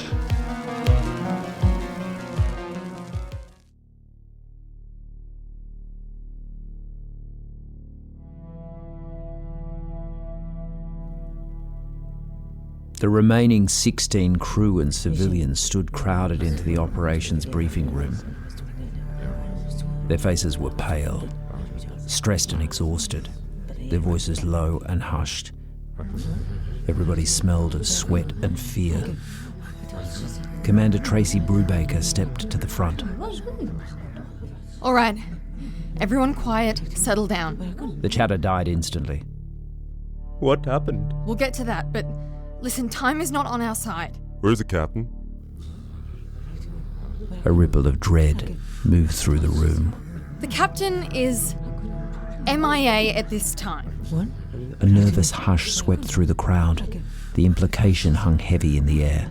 If it was the captain, we know we left the real one outside to die. Enough! The crew fell into stunned silence. Like he'd spoken a truth they were all terrified to admit. We deal with what we know. 52 minutes ago, the alien life form recovered from Medusa 517 regained consciousness and escaped containment. It killed 3 crew members. It then entered the emergency ladder shafts and escaped. So far, the surveillance cams show nothing, but it's pretty safe to assume that thing is still on the ship with us. So, until we locate the captain, I am assuming emergency command of the ship. Understood? No one spoke. No one argued. Here's the full plan. We break into search teams, full sweep of all decks, shafts, crawl spaces, everything. She turned to her security chief. Rico, I want everyone armed with whatever you can lay your hands on. Coil rifles, compression revolvers, nerve gas grenades, anything that might slow this thing down. I don't know what will kill or incapacitate it, so we need to try everything. We're going to kill it? Mission Control has sent back a directive telling us to capture and control, but I say if you see it, you shoot it. Shoot it until it stops moving, then shoot it again. Tracy turned to her wife. Liz, I need an autopsy on Bubba. Find out what it did to him. See if there's anything about the way he was killed we can use. All right. Ben, is there any way of finding out more about this thing? I'm working on deciphering the tablet we found with the alien now. Good. Keep at it. She looked at the rest of the crew. Now comms stay open at all times. I want constant updates, no exceptions. And I don't want anyone going off on their own. Everyone is to stay in pairs. You got it? The crew nodded, but not with confidence. It was with resignation. Most of them fumbled out cigarettes with shaking hands. lighting them in quick, nervous bursts. They weren't soldiers. They were technicians, scientists and engineers, people who fixed broken systems, not hunted nightmares. Ben watched the crew disappear down toward Deck 7 to arm themselves. When their footsteps finally faded, he and Liz headed back toward the science and medical module in silence. Every shadow felt like it was watching them. Every open hatch looked as though something might spring out and grab them.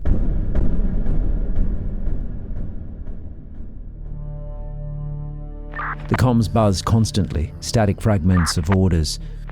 When they reached medical, Liz slipped inside to begin Bubba's autopsy. If you need anything, I'll just be down the hall. She nodded, though her hands shook and disappeared behind the sliding doors. Ben walked a few meters to the science lab. The scanner was still scrolling back and forth across the black tablet, its soft blue pulse washing the room like the sweep of a lighthouse. It was nearly done. The final diagnostic bars blinking amber as the system finished reading the stone. He was about to sit when something shifted in his vision. The room bent. Colours fractured. Prismatic ribbons of rainbow light bled across the edges of his sight. A high-pitched whine drilled into his skull. He staggered, grabbing the nearest examination bench to stop himself from falling. His breath came fast, too fast. Red emergency lights strobed to life, splashing the room in pulses of crimson, and suddenly it wasn't the same room. Jonah and Marcus's bodies lay on the floor before him, not as they had been before, but hacked into shreds. Jonah's severed head sat upright on the examination table. A blood-soaked bone saw lay beside it. What's happening? What is this? A long smear of blood marked the spot where Bubba's empty husk had been, except now the smear was fresh and still wet. It led out of the lab and down the corridor. And then he could hear it. Screaming. Human screaming. Ben ran, following the trail of gore down the hall, past Marcus's mutilated remains, his body hacked limb from limb. He stopped in the doorway, breathless. Bubba Brown lay strapped to the gurney, alive, thrashing, screaming. His skin tore as he tried to fight the restraints. Over him, illuminated by the red haze of emergency lighting, stood Elizabeth Harris. She was calm. She held a laser scalpel in her hand and she was cutting him open. Stop! It hurts! Please! It hurts! Can't you say I'm still alive? Liz didn't even glance at him. She drew the laser down Bubba's chest, splitting him cleanly from sternum to navel. His guts spilled wetly across the table. His screams rose to an inhuman pitch. Liz, stop! What the hell are you doing? Stop! She turned toward him, confused. Ben, what are you talking about?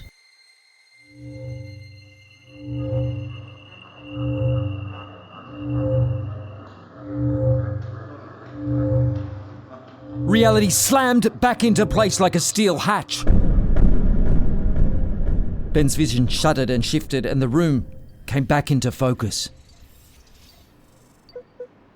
The medbay was bright and clean. No blood or screams. Just Liz standing over the husk of Bubba's body on the gurney before her, staring back at him bewildered.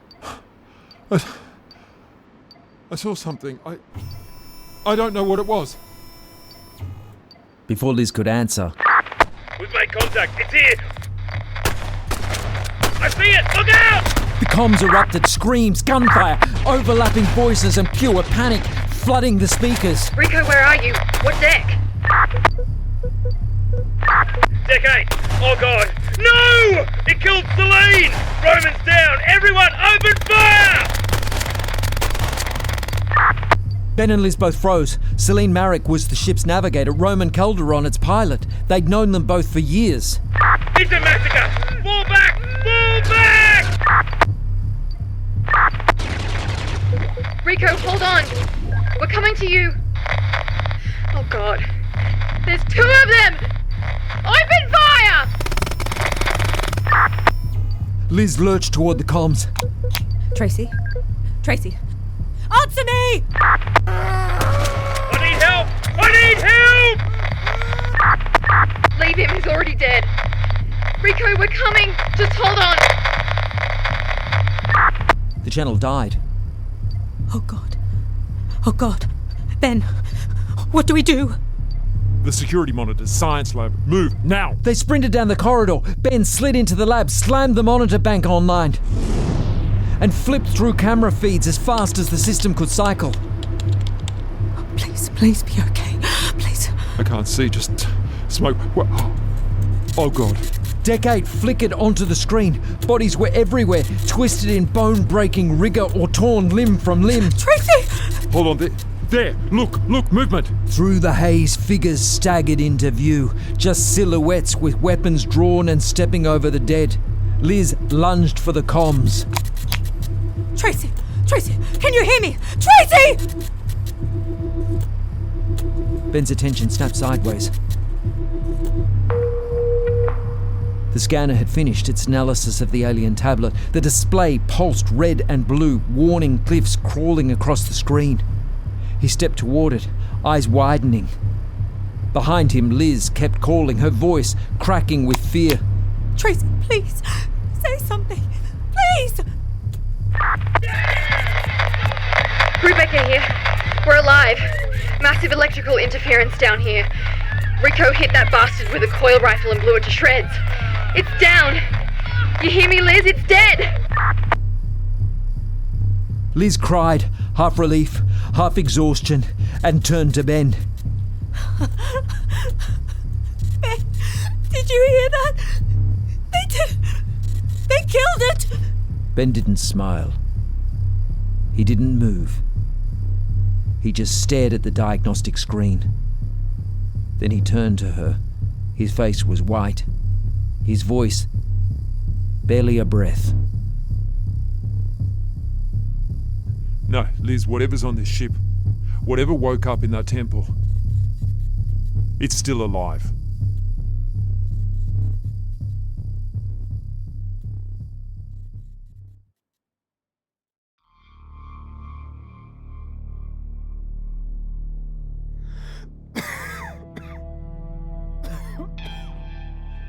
So, explain this to me, Ben. How the hell can you say the alien isn't dead when I saw Rico kill it? I saw the coil rifle blast it apart. Its insides liquefied. Of the 22 crew who departed Earth, only 6 remained alive. Ed Thatcher, Tracy Brubaker, Rico Voss, Elizabeth Harris, Kabir Anand, and Pavel Marko. They sat in the dim, flickering conference alcove near operations, the air thick with smoke and fear. Because that alien's still up there, crammed into the stasis locker. We just can't see it, or more accurately, it's stopping us from seeing it. You're making no sense, Ben. You sure you're all right? You want sense? Fine. That thing that killed Bubba and Jonah and Marcus in the lab wasn't real. Same as there was nothing in Barker's suit when he blew his helmet off. Same as that thing that we saw posing as the captain while he was actually out there pounding on the airlock door. The alien Barker released made us see those things. That's what it does. It forces hallucinations onto any organic mind exposed to it. Oh, Jesus, this is going to be hard to explain. Okay. The tablet I decoded describes the alien as an entity that exists beyond all known biological and physical parameters of life. Its very presence lies outside the limits of human perception, beyond the 430 to 770 terahertz range of human sight and the 20 hertz to 20 kilohertz spectrum of human hearing. To the naked eye, it's invisible. To the human ear, inaudible. It's not a creature in any conventional sense. It's neither a predator nor prey, neither organic nor mechanical. It belongs to a different category of existence altogether, one that evolved without the primal imperatives of feeding, breeding, or defense. Instead, its essence is resonant. A lattice of energy and cognition that interacts with consciousness itself rather than with matter. When it encounters a mind, it stimulates neural activity directly, bypassing sensory organs entirely. The result is a cascade of hallucinations so vivid they override physical reality, visions, sounds, and tactile sensations that feel utterly real. Before these mental intrusions manifest, a harmonic distortion within the human audible range can be heard, a sound that seems to prelude these visions.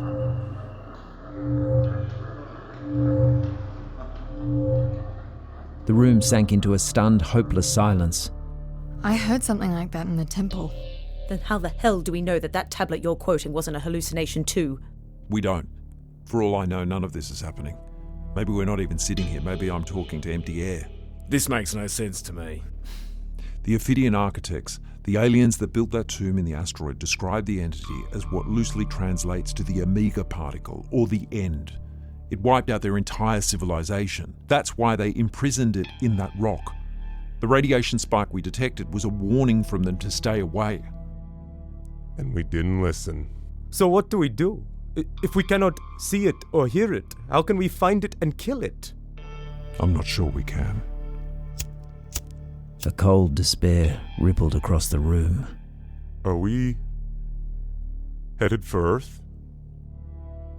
We are. The captain set course when you returned from the asteroid. We can't go back. We can't bring this thing home. It would end civilization. Then where do we take it? We can't exactly stop and dump it on Mars. We need to set a course for the sun. Vaporize the ship and that rock. It's the only way to be sure. Oh, great. Perfect. Suicide. Hold on. The alien doesn't have a body. Not really. It's made of whatever the hell a harmonic organism is. Why would the sun kill it? It won't kill it. It'll trap it. The sun is a fusion reactor producing constant electromagnetic chaos, pure noise, no stable frequencies, no coherent resonance. The alien's consciousness is a harmonic pattern. Inside the sun, that pattern collapses instantly. It's still suicidal. How did the Ophidian architects trap it? I don't know. The creature is a fucking paradox of physics, both infrasonic and ultrasonic at the same time. What if we don't fly the ship into the sun? What if we launch something into it? Hope flickered in their eyes for the first time in hours. How? We use an escape pod. Trap the alien inside, then fire it straight at the sun. Trap it how? It walks through walls. Barriers don't hold it. Unless we build a chamber like the one it was held in for thousands of years. Can we do that? Yeah, is that even possible with the shit we've got on board? I believe so. First thing, we strip the pod bare, tear out the seats, the life support, everything except the guidance system. Then we line the inside with cryoplating. Do we have access to that technology? Have you seen those white composite slabs in the freezer units? They're built to block temperature exchange, and they do a decent job with low-frequency resonance too. If we cut them up and fuse them, they'll make a second skin inside the pod. Then we wrap the hull in Faraday mesh by ripping out the comms shielding from engineering, splice it around the exterior. That'll block most of the electromagnetic bleed. If we rig a coil rifle capacitor bank to generate a harmonic null field, it'll create a standing wave that cancels any frequency inside the pod between -17 Hz and 41 kHz. Then it's just a matter of getting the alien into the pod, sealing it up, and activating the emergency depressurization, effectively turning the interior into a total vacuum and trapping it inside. Then we set course and blast it at the sun. There's just one problem with that. Only one? If we can't see it, how do we lure it inside? That part, I do not know. Great. Back to square one. Just hang on a second. The alien exists outside of normal human sensory ranges, but it must still distort the environment at measurable levels as it interacts with them. Gravitational, electromagnetic, or quantum. These distortions could be detected as harmonic interference patterns within specific overlapping frequency bands. If we modified the sensor array, it won't see the entity itself, but it'll recognize the ripples it leaves behind. In English? It's like a shark swimming in the water. You can't always see it, but you can see the water move around it when it passes. Okay, but that still doesn't get it inside the pod. Localized electromagnetic pulses should make it uncomfortable enough to move where we want. We could rig something together to create directional pulses using a laser comms dish. Can we do this? I mean, for real? I believe we can. The science is sound. Alright. Let's get it done. There is one more thing that you need to know. And you're not going to like it. Jesus, Ben, what is it now? The alien didn't kill the crew. Not in the lab. Not on Deck 8. We already know that. You said the alien wasn't real. No, listen to me carefully. The alien didn't kill the crew. We did. A wave of horror filled the room. I had a moment in the lab, a vision, right before the fight broke out. The emergency lighting was on, sirens were blaring. Jonah and Marcus were both still dead in the lab, but they'd been hacked to pieces, most probably by us. And when I went to the med bay, Elizabeth was performing the autopsy on Bubba. But he wasn't dead. He was still alive as she was dissecting him. That would never happen. I would never! Ben, you could have been hallucinating. Maybe. But when I checked the surveillance footage, when you all thought you were fighting the aliens, you were shooting each other. And if I'm right, then the most dangerous thing on this ship isn't the alien. It's us.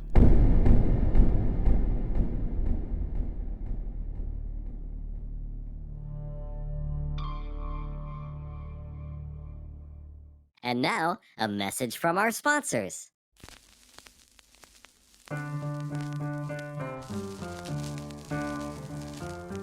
He made a killing on the market. Now he's making a killing everywhere else. By day, he's a ruthless investment banker. By night, a bloodthirsty predator stalking the concrete jungle. The Werewolf of Wall Street. When the full moon rises over Manhattan, the suits come off and the fur comes out. Stocks will crash, bodies will drop, and no one is safe after the closing bell. The Werewolf of Wall Street. Greed is good, but meat is better. Playing now at the Galaxy Twin Drive-In.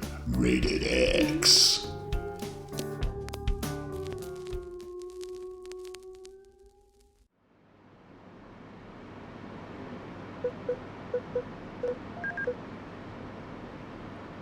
Kabir held up the bulky, improvised remote.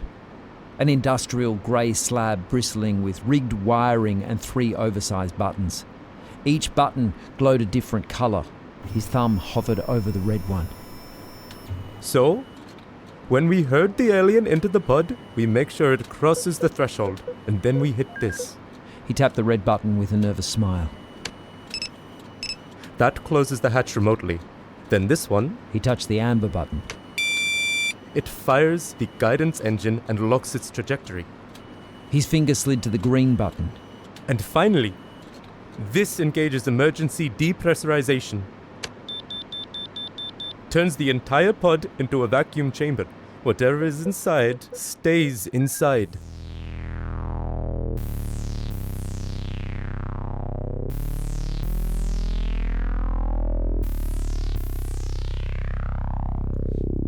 The escape pod loomed behind them, hatch gaping open like a darkened maw. Its interior had been gutted completely, seats ripped out, wiring torn loose, panels and consoles piled around the bay like scraps from a dismantled aircraft. The walls of the pod gleamed with the makeshift second skin Kabir had built. White cryo-composite plates fused together in uneven slabs. Faraday mesh curled around the exterior hull like metallic scales. They'd worked on it non-stop for 36 hours. No sleep, no breaks. No one on their own. They did everything together, always together, never alone. And most importantly, no one was armed. Trust had evaporated. Each crew member watched the others with hollow, sleepless eyes, unsure if what they saw was real or a hallucination. The thin line between friend and foe had blurred. The paranoia was suffocating but ever present. They survived on caffeine and adrenaline. The hope that the plan, or any plan for that matter, would hold together long enough for them to trap the thing in the pod felt as if it were slipping through their fingers. Reality had begun to feel unreliable. Time slipped. Consciousness wavered. Even the silence felt wrong, like something breathing just out of phase with their hearing. And not one of them could say with certainty whether this was still happening, or if all of it was just a dream. We start on the bridge and work our way down. 2 teams of 3, 1 deck apart. When we find it, we drive it downward, herd it, until it hits deck 8, then funnel it into the pod bay. Once it's inside, we blast it into space. Got it? They nodded, every one of them at breaking point. Remember, don't trust what you see or what you hear. Trust the plan. Keep talking. Keep eyes on each other. If anything feels wrong, even for a second, report it. Out loud.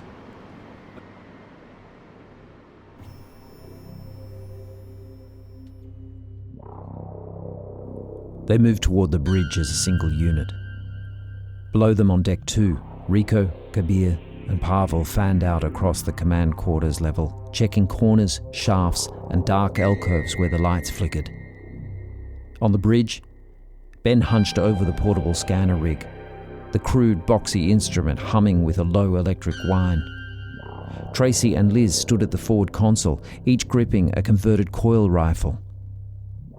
The weapons were abominations of improvised engineering. The once sleek housing gutted and rebuilt with taped wiring, copper coils and parabolic dishes that thrummed with unstable harmonic energy. Okay, moment of truth. Pavel, you hearing me? Loud and clear. On my mark. Switch on your scanner. 3, 2, 1, mark. Ben flicked the heavy toggle on the side of the scanner. The machine vibrated under his hand, warming up with a rising electronic whir before settling into a steady synthetic pulse. The CRT display came alive, soft green glow, curtains of rolling static. Ben moved slowly as he swept the scanner across the bridge, checking every nook and cranny. As he moved, Tracy and Liz followed, looking nervously left and right, waiting to make contact. But there was nothing. Nothing but the darkness.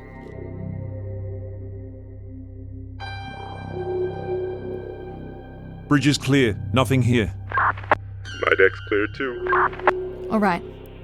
Pavel, maintain position. We'll head down to operations on 3. Keep your scanner hot. I don't want that thing slipping through gaps. Affirmative. Tracy, Ben, and Liz entered the stairwell. The metal grating groaned under their boots as they descended toward deck 3. Ben swept the scanner ahead of them, its rhythmic beeping slicing through the silence like a metronome. The operations deck was cold.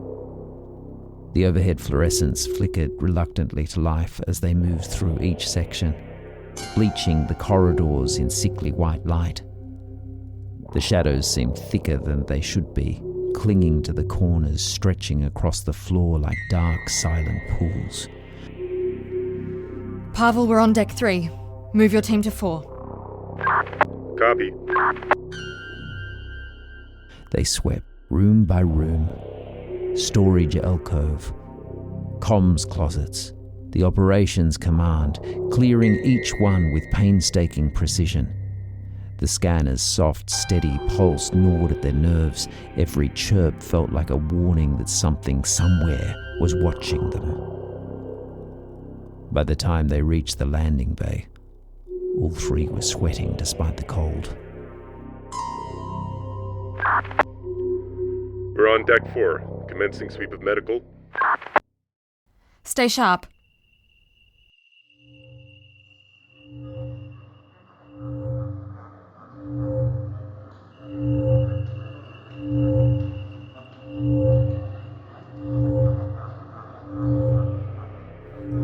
They cleared the hangar, then the airlock corridors. Then, a voice cut through the static. It was Rico. I think I've got something. What do you mean you think you've got something? There's something over there in the shadows. Something moved. Rico, we can't see it, remember? It's invisible to the naked eye. Only Pavel's sensor picks it up.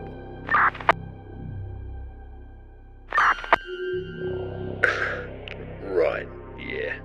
Sorry, just nerves. Tracy and Ben exchanged a look. Neither said it, but both thought the same thing. He's starting to see things. Rico, you sure you're okay? Are you hallucinating? No, just a shadow. I'm fine. Keep moving. Maybe we should regroup. Finish the sweep together? Negative.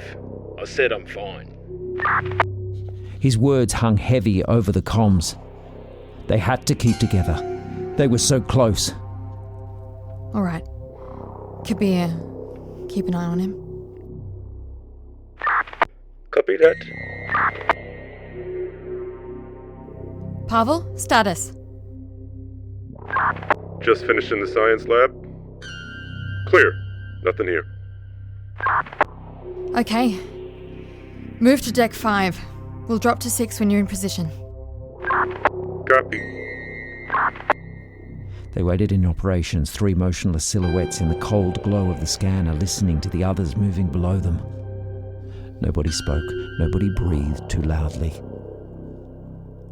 All they could hear was their heartbeat, and their breathing, and the scanner's endless, merciless drone.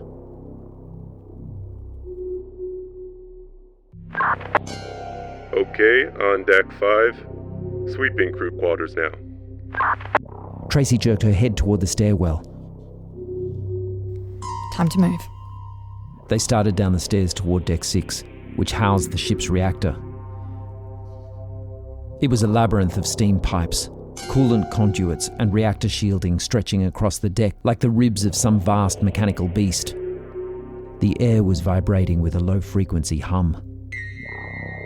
Then, the moment they stepped through the hatch, the scanner went berserk.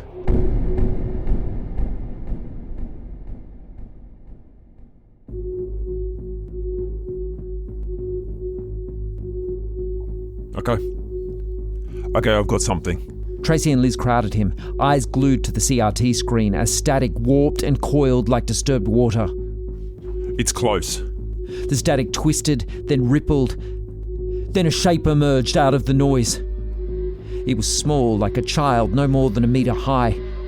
Its outline warped and pulsed, expanding and collapsing like a heartbeat made of harmonics. It did not resemble the shape of a creature, nor anything the human mind could ever comprehend. There it is. The distortion vibrated, warping faster as if shivering with awareness. Ben swallowed nervously. Pavel, you getting this? You found it? Yeah, on 6. Move your team to 7 quickly. If this thing jumps up a floor, we're cooked. Already moving. Hang tight. Ben's fist clenched around the scanner handle. He could feel them getting clammy. The alien distortion hovered motionless, as if watching him. Every second felt like a lifetime. We're on 7. We're in position. Okay, good. We're going to drive it down to you. When you see it, hold it on 7 until we get down to 8 and blast it into the pod. Don't let it get away. Copy. Ben looked at Tracy and Elizabeth. Both were pale and shaking, adrenaline and sleeplessness mixing into something dangerously close to madness. Okay, we fire a second round burst each, high, on either side of that bulkhead. That should be enough to push it down toward deck 7. But do not hit the reactor. If one electromagnetic burst hits that chamber, we'll be vaporized in a heartbeat. Understood. Liz, you ready? Ready. 3, 2, 1, mark. Twin blast tore through the corridor, concussive shimmering waves of harmonic force smashing into the alien. The xenomorph convulsed, its outline harmonics pulsing so fast it resembled an energy ribbon. Suddenly, it exploded outward 10 times bigger in a microsecond, then collapsed down to the size of a tennis ball and fell straight through the floor.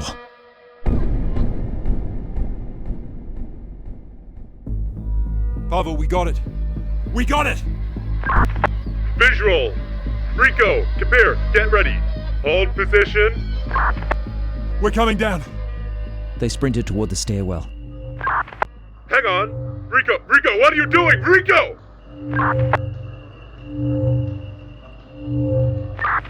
Why the hell did you try to shoot me? Rico, nobody shot you! You think I don't know? You want me dead? You think I'm the alien? Rico, no, you're hallucinating. Rico, listen to me. It's not real. Put the gun down. What gun? I don't have a gun, Rico! You're the one with the gun! We said no guns! Rico! Jesus Christ! He shot Kabir! Rico's lost it! Rico! No! Please! Don't! Die, you fucking pig! God. Rico, what did you do? I'm taking the pod. I'm gonna end this. I'm gonna stop it once and for all. Rico? No! Pure horror washed across their faces. We have to stop him now. They tore down the stairs, boots slamming against the metal, lungs burning. Ahead, the stairwell door burst open and Rico came flying out of deck 7 like a man possessed, sprinting down 2 steps at a time. Rico, stop! He whipped around and opened fire, barely missing Tracy's head. Keep away from me! You're not gonna stop me. He vanished down the next flight and burst through the door to deck 8. There he goes! Come on! Move! He's out of bullets! They bolted after him, boots slamming, metal grating, breath tearing in and out of their lungs. By the time they reached the final landing, their chests were heaving and sweat stinging their eyes. What do we do? How do we stop him? We don't have a gun! Can these hurt him? She lifted her modified coil rifle, wires, copper coils, and a parabolic dish humming with unstable energy. Yeah, maybe. You might be able to knock him out. But if you hit the pod, we'll fry the guidance system. Understood.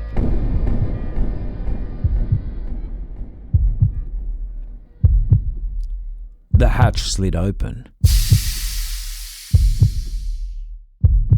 Rico stood at the far end of the bay, directly in front of the escape pod, bathed in sickly emergency light. His pupils were tiny black pinholes. Sweat dripped down his jaw. In his hand was a concussion grenade, thumb hooked in the pin. That's far enough. Rico, please don't do this. They crept forward slowly, hands low, bodies shaking. Rico's grip tightened on the grenade. Not one more step. I swear to God, I'll pull the pin. Rico, listen to me. The alien is making you see things. Put the guns down! I can't drop the gun, Rico. Too much is at stake. Ben's scanner suddenly shrieked to life. He glanced down. The alien harmonic distortion appeared as a small flicker standing directly behind Rico, half inside the pod doorway. It's right behind him. Another meter, it's inside the pod. Rico, what you're seeing isn't real. We would never hurt you. Remember, don't trust your eyes. Trust the plan. It's moving. It's almost in there. Ben raised the remote, finger hovering over the red button. What's he doing? What's he got? Calm. Rico, look at me. That's Ben. He's your friend. It's at the threshold. We need to hit it. This is our only chance. Rico froze. His eyes widened. Something shifted behind them. A new hallucination taking hold. A new nightmare unfolding before him. They're all around me. Oh God! They're everywhere! Rico, hold on. Nothing's there. Listen to my voice. It's stepping inside the pod. Come on. Just another second. Rico looked at the grenade and snapped. They're inside me! Tearing me apart! Rico, no!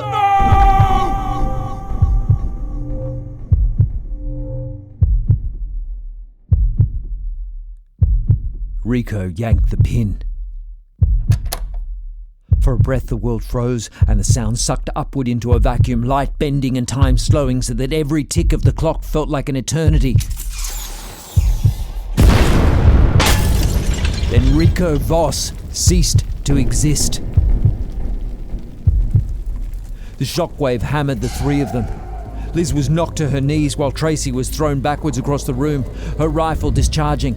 The EMP blast hit Ben in the chest, flinging him back into the bulkhead. Everything went black. Ben's eyes opened a second later, or a minute, he could no longer tell. Tracy was shouting, her voice fractured and phasing in his ears from the concussive blast. Ben? Ben? Can you hear me? Where is it? Is it still here? Ben, check the scanner. Ben forced himself upright. His ribs screamed. He grabbed the scanner. Its screen cracked, sparking, the display swimming in static. He slapped the side once, then twice. Then a single, clear frame flashed. The alien, now tennis ball sized again, inside the back of the pod. It's in there. It's in there! He lunged for the remote, jamming the red button. Nothing. Nothing. He hit it again. Nothing. No. The remote's dead. The EMP fried it. Suddenly the scanner came to life and gave one final stuttering image. The alien shape swelling and reforming, sliding slowly back toward the open pod door. Then the screen died completely, curling smoke rising from the back. It's getting out. It's going to escape! And before he could move, before anyone could stop her, Liz broke into a sprint. Liz! No! What are you doing? Liz reached the pod, stepping inside and grabbed the manual override from the hatch. She looked back at Tracy, and a small, sad smile danced on her lips. It's the only way. She slammed the hatch door shut. Ben hit the manual launch control, and the pod blasted away from Jupiter 1. Liz! No!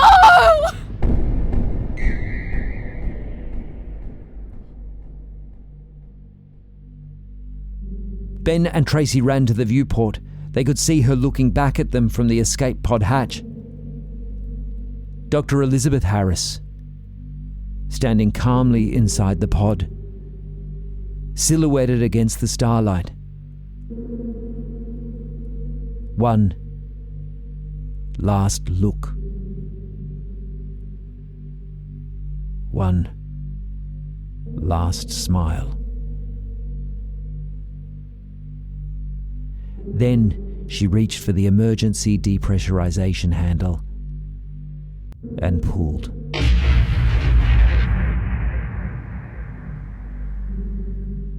Her body collapsed inward like paper crushed in a fist, folding into itself as the vacuum erased her in an instant. The pod tumbled away from the ship like a discarded ember, accelerating toward the sun, toward the only grave in the universe that they could guarantee would hold.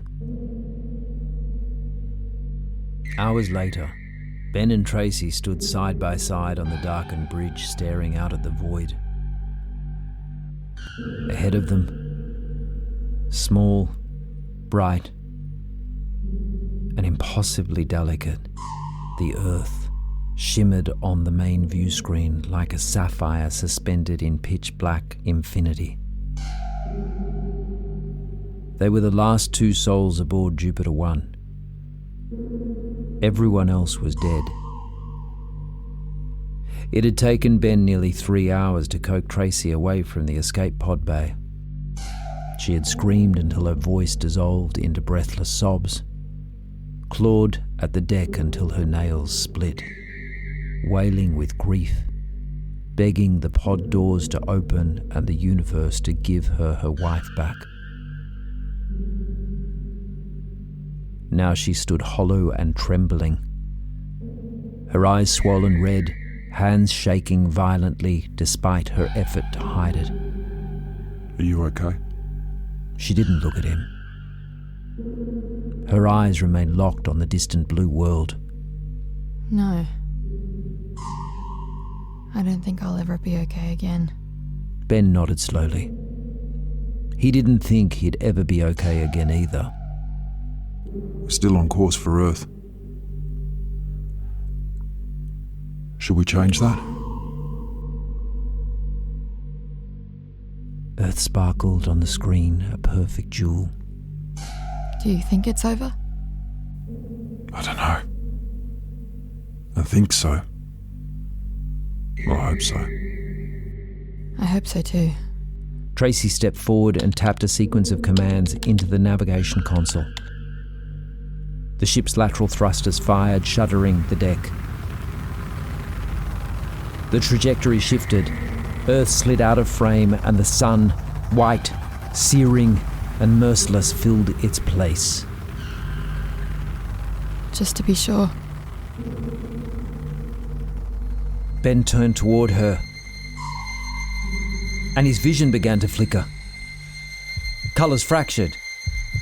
Prismatic ribbons of rainbow light bled across the edges of his sight. A shuddering, high-pitched noise hammered through his skull. It was the same distortion he'd felt back in the lab before the hallucinations took hold. His vision ruptured, and suddenly he was surrounded by emergency red lighting. The artificial gravity had been switched off, and Ben floated, weightless and horrified.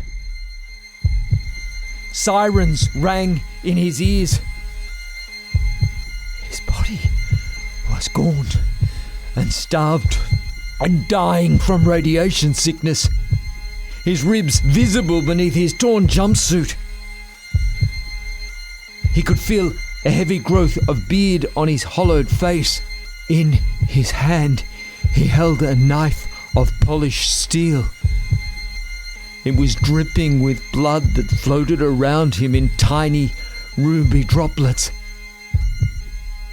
He gasped. There, floating beside him, was Tracy's severed head. Hair drifting like seaweed in 0G, mouth frozen in a silent scream. Her torso was gutted, her organs drifting like grotesque balloons. He tried to scream, but no sound came out. He forced himself to look at the view screen. Earth filled the display. It loomed large before him, far larger than it should have been. It was as if they'd been travelling for months. Docking vessels swarmed around Jupiter 1 like insects flashing warning lights, and ahead was a massive orbital docking station growing larger by the second.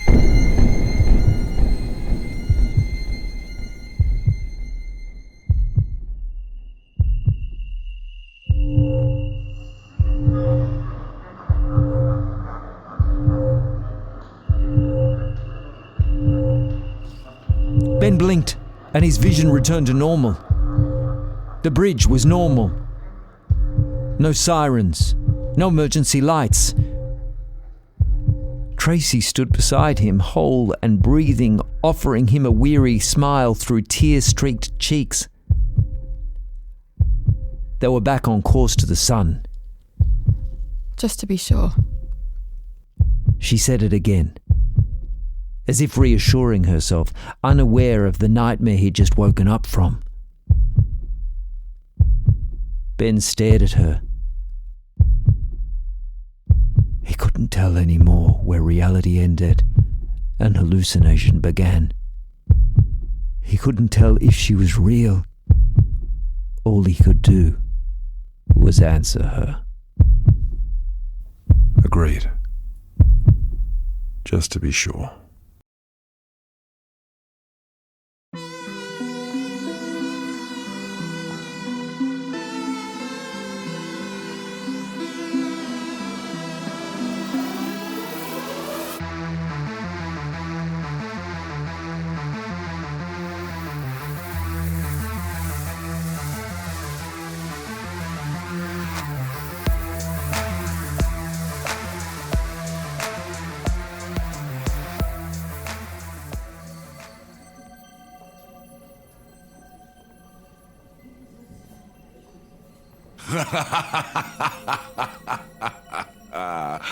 Ah, my dear guests, what a chilling journey through the void we have taken tonight. A tale of isolation, insanity, and the cold embrace of cosmic terror. Tell me, do you still trust the faces around you? Or has the whisper of doubt taken root, gnawing at your fragile sanity? Alas, our time amongst the stars must come to an end.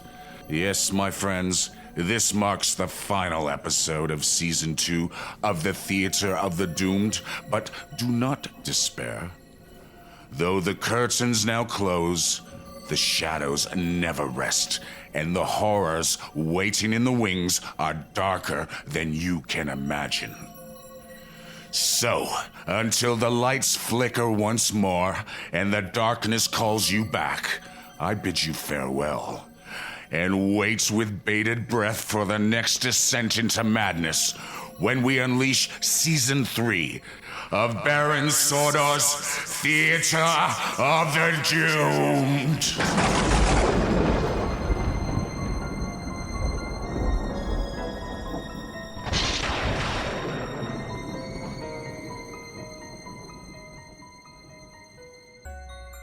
The Medusa Syndrome, starring Christian Schmid, Tristan Black, Ali Morgan, Jared Stevenson, Sarah Jane Starr, and special guest star Jeff Martin as Baron Sordor. Produced by Aaron Harvey and Natalie Harvey. Recorded at King Sound Studio. Engineer Nick Bird. Casting by Citizen Jane Casting. Script editor Karen Leteo. Music by Paul Searles and Il Terrore Nonturni. Written and directed by Aaron Harvey. Remember to comment, like, and subscribe. For more information, go to bloodbrainsandaliens.com or follow us on the socials at Blood, Brains, and Aliens.